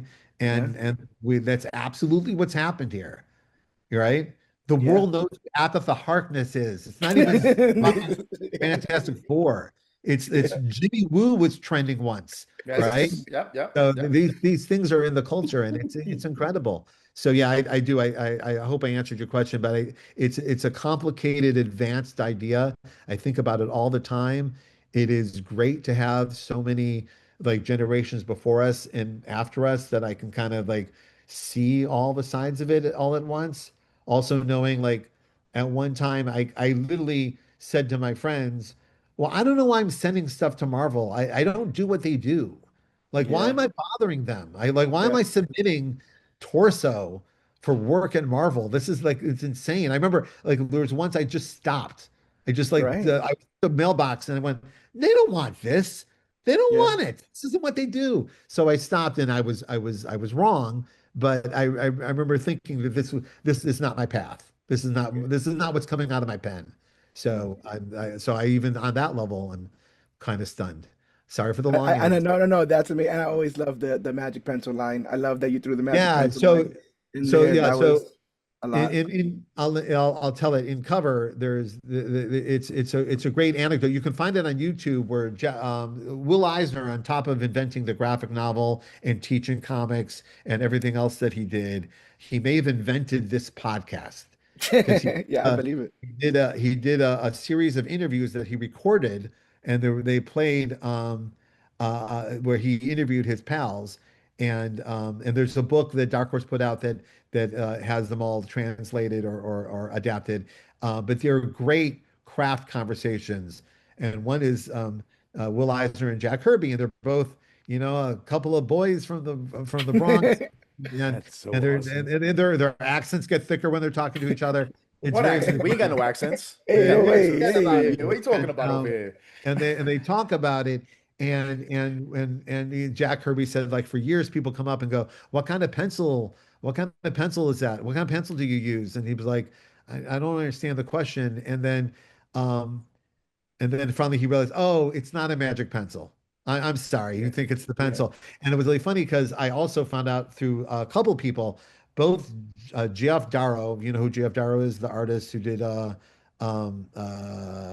Rusty Robot. He does All right, Robert. Shaolin Cowboy now. And he's one of my favorite artists of all time. Yeah, Worked no, on a couple his things. intricate Hard boiled. yes. Yeah. And also I- Paul Dini, both worked in an animation space that Jack Kirby was in the later part of his life. And that Jeff Darrow said that every time Jack would go to lunch or go to the bathroom, he or his friends would come up with a little baggie, take his pencil off the drawing board, put it in the baggie, zip it up, and run away. And every time Jack would come back, he'd go, "Where's my fucking pencil?" But but the nerds in the room who knew who Jack Kirby was were just stealing his pencils just so Yeah. they could. And I will say I love this story because I totally would have done that. Yeah, Like 100%. would have done that. So 100%. yeah. So I think about him all the time. I do. He paved the way for all of this to happen. He wished it would happen. And also the you talked about his wartime stuff. There's a lot of trauma in his life. There's some arguments that he never left the foxhole. You know, like that some really Mhm. rough stuff happened to him, and it pours out into. If you read some of these comics, like read the bicentennial Captain America story, where literally Captain America is literally screaming at the camera, "I can't get out of this foxhole. I'm back in the foxhole." And now Yeah. with today's knowledge of mental health and trauma and PTSD, you can easily see, holy shit, he is literally screaming through his character, help me. I don't know why I still think about this, right? Yeah. So, and in my generation, we're very aware of our traumas, of which I carry not wartime trauma, but I have a couple of medical traumas that are pretty severe. Yeah. And yeah, they it pours into your work. It just does. It just, you know, you find yourself rereading yourself and going, "Oh, I'm still dealing with that." Okay, it comes out sometimes, like Spielberg said, it all comes out in the wash. So you might as well write it. Yeah. It's going to show up there anyhow. So Right. try to try to try to maneuver it. So hope that I 100%. think about him in that way as well. I think about like the writers that seem to not be able to deal with Exercise their those trauma demons. or aware of it or just generationally, you know, even watching like Mad Men, you were not allowed to talk about this. We could not talk about these things. So watching it come out through alcoholism or other kinds of vices, and you're like, guys, you guys should talk, you Yeah, know. So 100%. so Mental health is I think very about it, and important. I think I have this almost constant a vehicle to express myself, either with stuff that I own with my friends, or stuff that I own outright, or stuff that I share a universe with other creators, and I just throwing that into there, and like how much of my father issues are in Miles, you know what I mean? Like Yeah. it was like one of my favorite moments in all of comics is when Joe Quesada and I were getting to know each other. He literally said, "Hey, what's your relationship with your father?" And I said, "Oh, I actually don't know my father." He goes, "Oh, you're going to do great here." And I go, "What?" He goes, "Look at all the Stan stuff as father issues, all of it. Either the dad is the villain, the dad is dead, the dad is betrayed, the dad is not around. It's like Harry and Norman Osborn, Matt Murdock and his father. Peter Parker is an orphan. There's a lot of orphans. There's a lot of missing parents. There's a lot of parent betrayal." And I was like, wow. And then the minute he said that, I was like dying to ask Stan what the deal with his father was. Right. Yeah. And like, but by the time I met him, he was already in his late 70s. You know what you don't ask a man in his late 70s? Hey, did you work out that shit with your dad? Like I myself. Because the work clearly described that he hadn't, right? Yeah. And thank God that he had this universal idea waiting under his work that is why people keep coming. Like all Spider-Mans are cool, but it's what's driving Peter Parker is the reason it's still around, right? Yeah, Like, 100%. what's driving Daredevil? Like it's all there, right? And then years later, like after I left Marvel, I was literally at DC Comics working on someone else's trauma bombs, and Danny Fingeroth wrote a book about Stan, where he found out that Stan you at 15 had to go to work for his uncle, the magazine publisher. So he had to Yeah. travel into the city to basically be an intern for a bunch of guys who used to bust his balls and make fun of him, including sometimes some of the artists that he ended up working with him at Marvel. The Jack was there, knew him as a kid, like, and they would bust his balls, and his Martin Freeman would yell at him, would like, get me my fucking coffee, and just really let him have it. And I'm like, oh my God. And even for fans of Spider-Man, the one thing, and as an author of Spider-Man, the one thing you can't wrap your head around, it's not the spider bite, it's not the Green Goblin. It's how does a kid get a job at a major newspaper at 15 in a Yeah. like Hey, in a major metropolitan? That doesn't make sense. But then you find out that's the part of the story that's true. That's Yeah. the part that Stan is screaming about. I worked for J. Jonah Jameson. He was he never believed in me. He always had my worst interests at heart. And then you find out that's the part that's true. And he Yeah. either hid it for himself or hid it in the narrative. But like we find out as artists that the more specific you get, the more people find truth.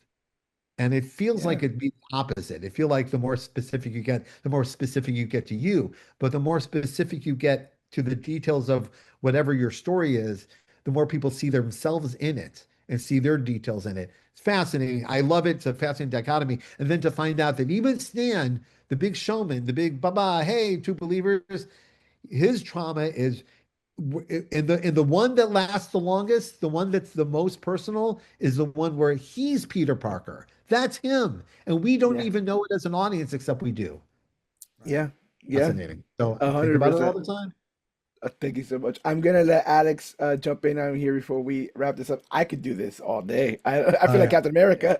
I well, can do this all day. yeah, Thank yeah, you know, again, man. This is yeah, awesome. Yeah. I mean, all I want to say because oh man, I could, yeah, seriously, there's so much. Anyway, this is crazy. I'm sorry. No, no. So like I said, I can barely put my words around the fact that we had this conversation. Well, I want to thank you, say a and few I words. appreciate you. And also, just so you know, I can't believe you read Powers. Like that's amazing to me. Like that's an incredible I no, but gift in my life. then you got to, and are you making any more appearances? Are you gonna be making any more appearances anytime soon? Like public appearances. Yeah, Like like at cons and Comic stuff. Cons and Oh stuff like yeah, that. yeah. I mean, I'm just like my kids are all at an age where I'm like, I know they're all teenagers, so I know like there's a window that's closing that I just want to be here for. Mhm. Mhm. But yeah, like we're going to I'm going not to be too fancy, but we just got back from Italy. We're going to Brazil. Like I know, but it's like how I've could been there. you I've That's been know? to those awesome. countries too. I've been to those That's countries too. awesome. It's okay. It's all right. Yeah, no, it's but it also shows like how big this is all like 100%. like they all read Marvel comics. It's a Yeah. global thing. It's not just an American culture situation where all of my friends, we all get like these crazy invites that we did not get 15 years ago. Like, you Yeah. know, They did they it were you did it in covers where people are getting, invited to countries across. Like, who's paying for this? They're paying for yeah, me to no, go. you I'm gonna do. go. Yeah. You don't, like you go to, it's amazing. It's an amazing experience. Right. I literally had to write a whole book like that just to process. Wait, what's happening? Yeah. So yeah. Yeah. So yeah, I have conventions coming up. We're working with Terrificon. We're going to see if we can get out there. Yes, I will. I'll be in Cleveland for they're New doing York? Will you be in New York? not, I don't think maybe. Well, it depends on what publishers want, but at the moment I don't have New York on the plan. Right now, my next appearance is in Cleveland. They're doing a Jewish comic creator That's awesome. museum thing, Very and nice. it's really brilliant. I can't believe it. It's me and the Superman guys and Harvey Pekar and all Nice. these Peter Cooper, all these like Jewish comic creators that ended up all growing up. Brian K. Vaughan was there as well. I don't think he's Jewish though, but like we all grew up in Cleveland. And it's just amazing. Even our artwork being taken so seriously. Yeah. Like when I grew up in Cleveland, no one thought, "Oh, this is going to a museum."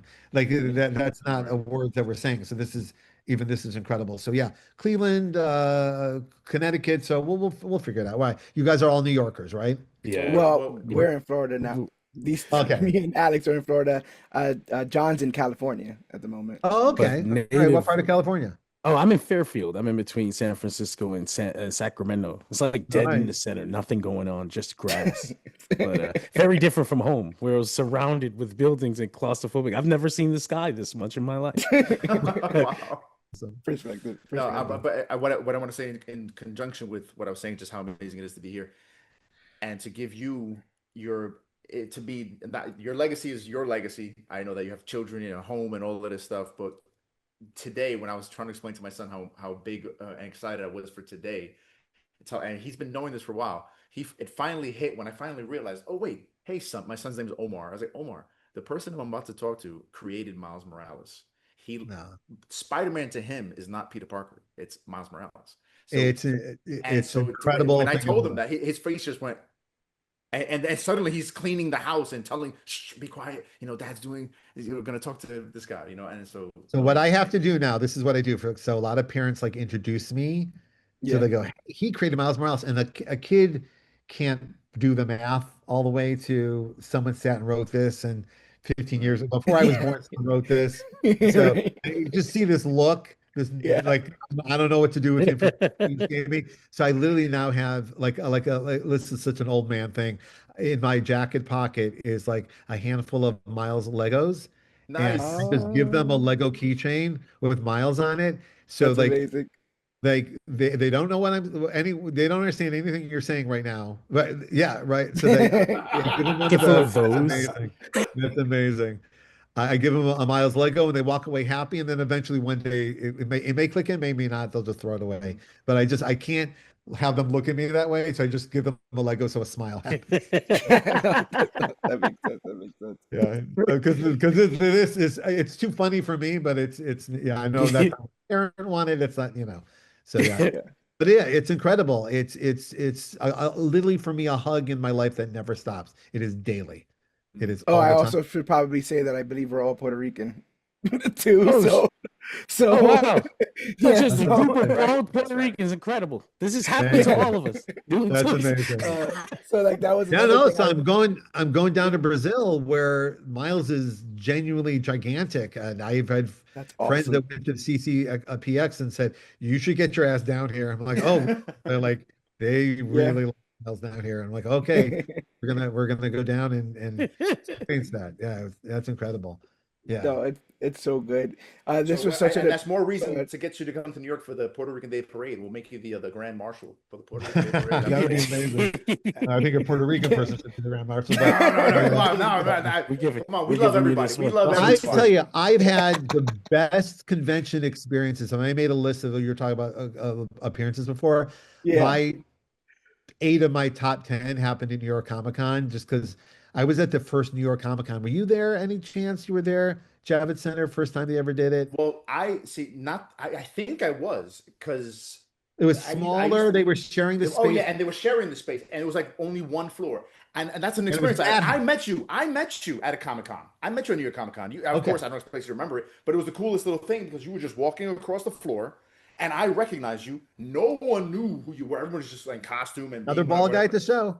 And well, this was a long time. I had some here, and I seen you, and I made a beeline to you, not knowing in my mind, knowing I don't know what I'm going to say to this man.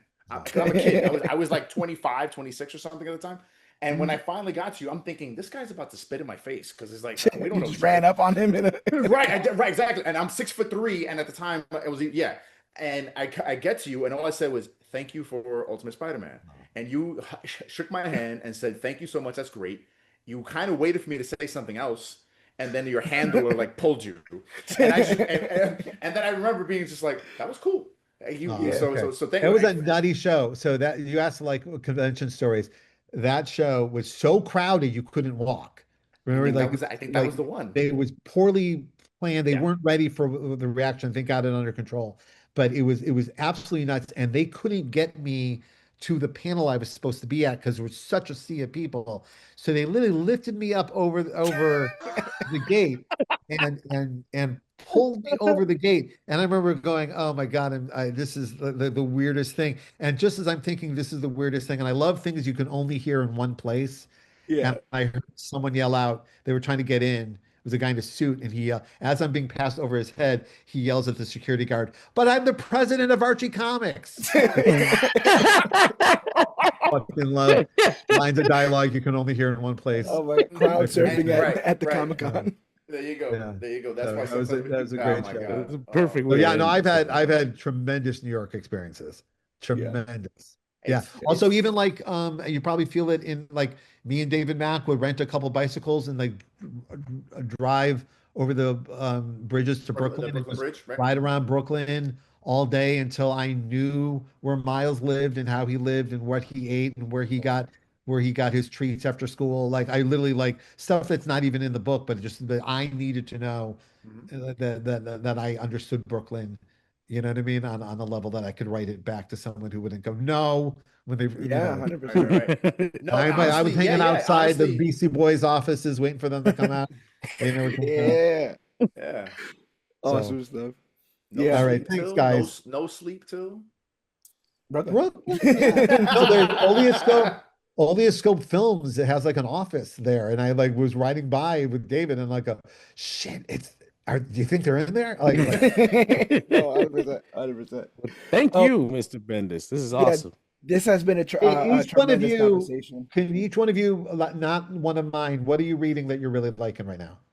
I am loving drive you- Assorted Crisis Events by Dennis Camp right now. Yes, 100%. It's made me cry like almost every issue, and so I don't maybe something's Great. broken in me, but he's seeing something. It's actually a lot of the reason why I love this art form, because I feel like he's telling those, like you said, very specific stories, but this overall arching narrative that everyone is going through their own crisis.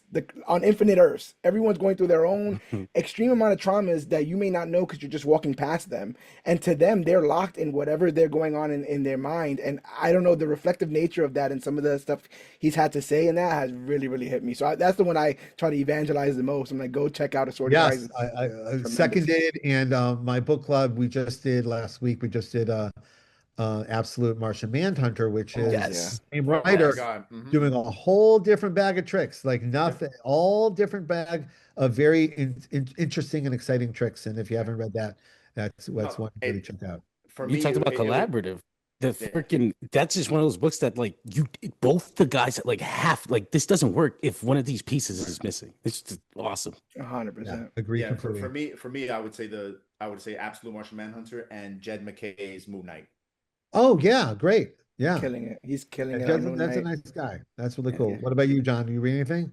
Yeah, no, right now the absolute books kind of have my heart. Most of them, obviously, Batman. I know it's like a cliche answer right now, but like I'm It's good. legitimately When I'm Yeah. one of those Pick the people one that book that saw it, doesn't need any help you know, whatsoever. right? It sucks that it had that was the answer that came to my head, but it was the one that like immediately changed my perspective on issue one. Like I thought this was gonna be stupid, and it's like, oh, You okay. want to talk about like people having those opinions about like don't change this. Batman is well, people try to protect that. I remember people being like, "That logo's dumb. Look how fat Right. that logo is. This is ridiculous." And Right. now Oh, people can't it get turns reverse into an point of the literally action. issue. Oh my God, it's so dumb. It's literally verbatim what happened to us with Ultimate Spider-Man. When they heard the announcement, everyone was shitting all over it in a way that I was confused by. I'm like, we haven't written it yet. What are you yelling? And and literally people in the industry were like, no. And then the book comes out and proves Yeah.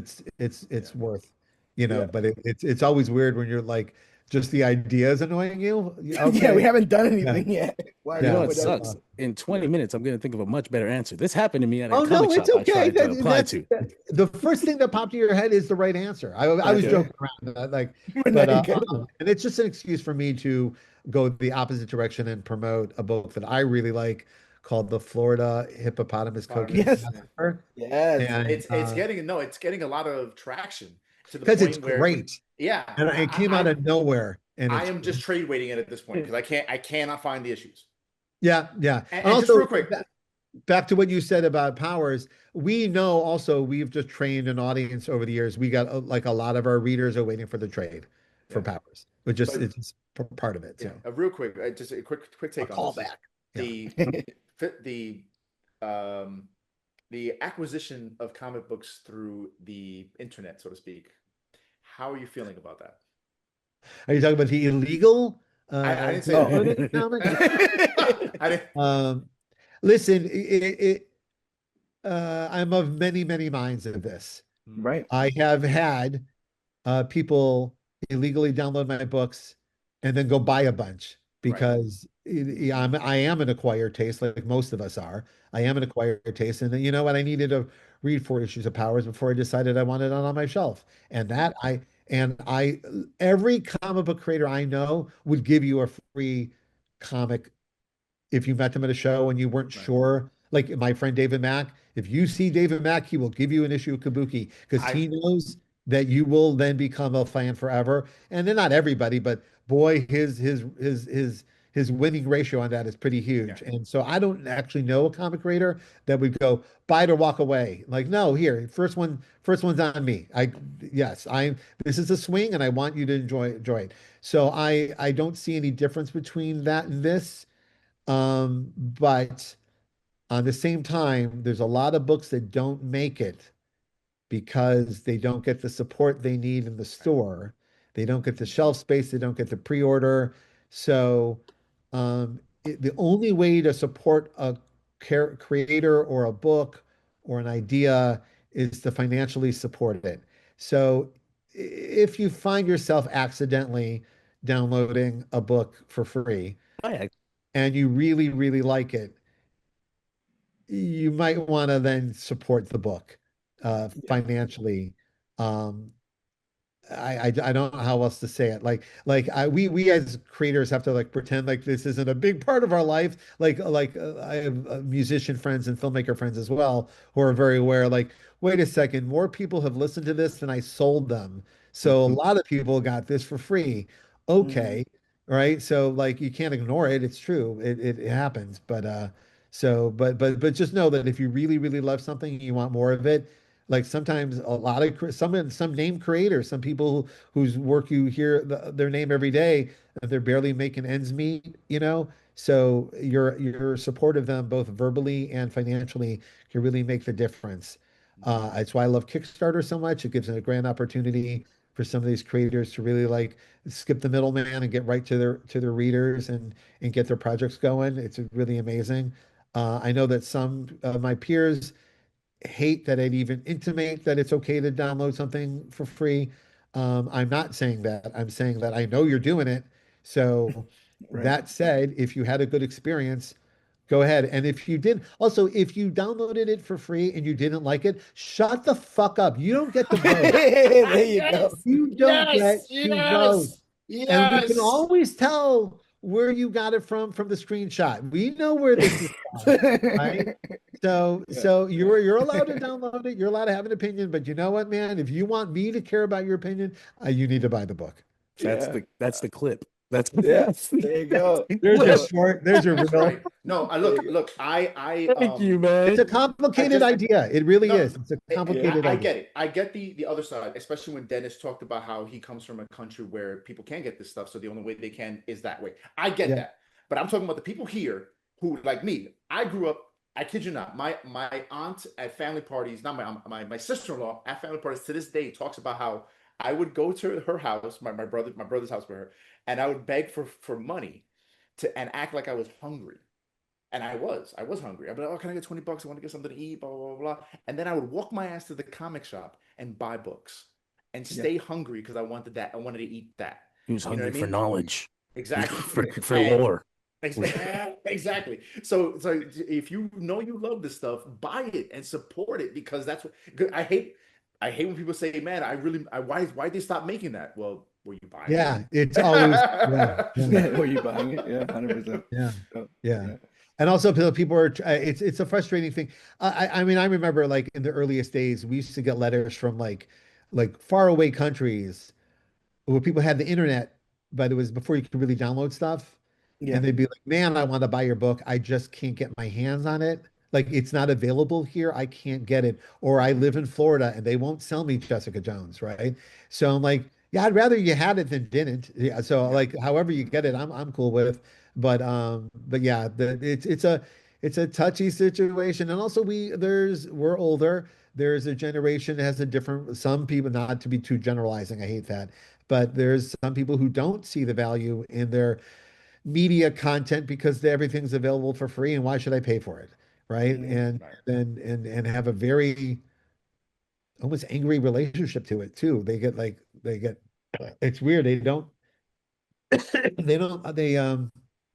get more frustrated by it. And I'm like, but if you buy it, you own it, you love it differently. Yeah. You just care for it more, so That's that's right. Kids, when you give your kid a toy, they treat it like crap. But the moment you say, well, this is $10 from your allowance, now here's the toy. Oh yeah. Completely different. Yeah, you got kids that age where they go, hey, Dad, you buy this to me? Well, no, but you have enough allowance. And they go, oh, no, I don't want it. I'm like, oh, so Yep. 100%. But watching even my kids relate to all the media and how they take in movies from streaming versus how like we had our laser discs, not to age myself too bad. It's very different, but it's a very different relationship too. I just spent all my money on a laser disc, and now I'm going to eat it. I'm going to consume it. It's going to be part of me. All right. I've memorized the Doors 3-disc laser disc thing. So I'm going to get but even like I remember reading comics as a kid, and I was spending all my money on comics, even if they were like 50 cents or $1. Or like I remember buying, I sound so old, buying Frank Miller's Ronin. It was $2.50 an issue. I'm like, $2.50 an issue. Whoa. It was the most expensive single issue. And I'm like, well, I'm going to read it 1,000 times. Right. I'm going to get my money's worth. I've decided that I'm going to invest in this and consume it. And that's how, like, I would literally read the legal indicia at the bottom of a Spider-Man comic. I'm going to read every word. I'm going to read the Sea Monkeys ad. I'm going to read everything. I'm going to take this in. So I kind of love that relationship that we have with stuff. You know what I mean? And I think people who buy stuff, that's the relationship to it. So if you want that extra level. Yeah, 100%. And we're always down. Powers. Thank you for buying one of our favorite covers ever. That's Stan Sakai. Usagi Yojimbo. Poor That's guy. So awesome. This is I purposely got this one, and of course the Mac cover. Like the Mac cover, and we're really excited. We got a Magnolia cover. That was the big deal for us. Yeah, I cannot find that. I bet. We're really happy about it. If you happen to have any in your house, you want my address. Alex, send me an address. There you go. Send me an address and a wish list. There you go. He's got the cup. He's got the Cubs. What's the shirt? The chair. You got a Teenage Mutant Ninja Turtles. This was made by George right there. It Yeah. says, we From outside. Mutant Because Mayhem. There's from that scene. Mutant They're Mayhem, it's like very little similar. urban youth Yeah. turtles. I love that movie, I man. don't know if you've seen it yet, but it's very much the life outside of New York. So at one point, they are very happy that they've taken down some villain. So they all just start going, "Yer, we Outside. outside, yer." And so that's And that's very much a New York thing. That's what, so it's, yeah, it's great. So I love this shirt because of it. And That's look, awesome. you yeah, noticed it. You immediately noticed it. It's That's great. yeah. awesome. No, And I've been thinking a lot about it. I've had a couple of interactions with Mike Richardson, who created Dark Horse Comics and The Mask mhm. and blah blah blah. And he was talking about back in the day when he first started his comic book company. Uh, there was a bunch of titles that were called three verbs and a noun title. It was Oh, That's Teenage funny. Mutant Ninja Turtles Yeah, or yeah, Radioactive Samurai, blah blah blah. There right. was a bunch of them that he came up with, and it was that was the thing, and only the yeah. turtles lasted. That's That, hilarious. yeah. Yeah, we were just talking about Samurai Pizza Cats the other day. Yes. Just the No, randomness but of it's that what's concept. what's really fascinating about it is which one has the magic sauce. Yeah. Mhm. Turtles had the magic sauce. Yeah. Why? Yeah. You'll never know. I It's think one it's of because the of Miller. I think because Miller had the sauce, and it's kind of like a parody, a little bit of the Daredevil Miller, yeah. lore, a little bit. well, The it was fun because grittiness my of it. son reverse engineered the parody because Oh, he knew Turtles first and then got into Daredevil with the TV that's great. later on Nice. and went, Yeah. oh shit. Yeah. Yeah. Yeah. They're great. Stick Spinner. This is great. Yeah. Yeah. Well, It's thanks, amazing. guys. I appreciate that. Yeah. I always like to spend a little time, celebrating some of the comics that may help Anna. 100%. Yeah, I hope we have you on again when we Oh, get for when sure. you're going to be doing some of the some Marvel stuff. Powers is still running on all cylinders, so we'd like to get you around again. As we end this, the reason why any of this started, the reason why we are the evangelists of this medium is because we feel like it's very unique. In the like I said again, the collaborative nature. But the biggest thing I think is I think it's an incredibly aspirational medium. And inspirational medium, and it's not just because of the heroes and capes like the ones behind me that inspire us, but the actual real life humans living in this world that we live in, this unfair, sometimes cruel, yet beautiful and unpredictable world, who find a way, even in the midst of their own trauma, to give us spoonfuls of hope and optimism. I mean, if you guys didn't know, there was a time where the gentleman we were talking about could not even see, and he works in a visual medium. You understand? So like the idea that any of the tragedies, any of the trauma that you've gone through, I know you talk about how much your family has helped you through this. You've helped families through stuff, through your books, through your stories. And it's been amazing to talk to you, more so to know the man behind these stories. You can feel the Uh, beating heart. The reason why these stories will resonate, the reason why you can give these books out 10 years after the fact is because all that energy is still palpable. Both the lighthearted nature, the hard-boiled nature. You love comics and it comes out in those books and it's infectious. And that's the reason why all of that stuff is spreading the way that it should. Some things more than others, but I think that if everyone arrives, there is a Brian Michael Bendis book for everyone. There is Thank you. definitely a Brian Michael If Bendis book for only that everyone. were And true.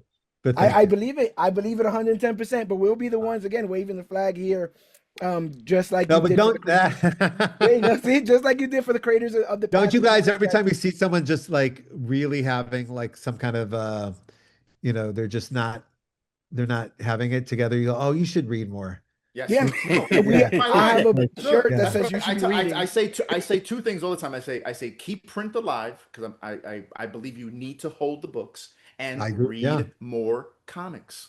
It Yeah, is amazing to come and like I grew up working in a newspaper that no longer exists. Like it is amazing that comics are surviving whatever happens in the culture and the media and technology that you cannot replace curling up with a book no, and staring at these no, awesome pictures. You just yeah, cannot replace it. It's Hey, don't really forget the word amazing. bubbles. Don't And I forget the know word bubbles. people webtooning and having a great time, but this boy, this still is a thing. That's incredible. yeah. It's like part of us. So Yeah. all right, well, listen, I know I'm doing that thing again where I'm ignoring what you said and moving on. No, Thank you're you for good. what you No, we said an hour. We said an hour. We've been doing I this for know, like but 2 I hours. love it. thank you for what you just said. Thank you for this awesome conversation. I really, really appreciated it. Yeah. We absolutely will do it again. Let's say end of the year, I think there's going to be some stuff on the shelves that you and absolutely will want to talk to me about and ask me which one is this the phone thing you were talking about. So, Yeah, uh, yeah, so 100%. let it say to be continued. To Yes. be Thank you. continued. Ladies and gentlemen, pick up Powers. It's on the shelves now. Pick up every book this man has created. I'm telling you, you'll find your way in. It's tremendous stuff, and it's stuff that we'll be talking about for years to come. If you've liking anything in the MCU, odds are this got his trails, his cookie crumb trails, right back to a work that this man has done. Earlier, you were talking about the heaps of praise and whether or not you're worthy.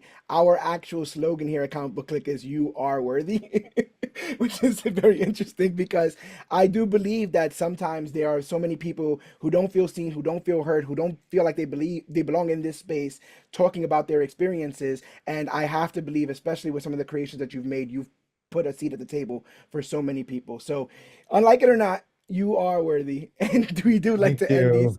you. We do like to end these by reminding everybody else out there, hey, again, pick up your books, read more comics, but always remember that you, yes, you are worthy.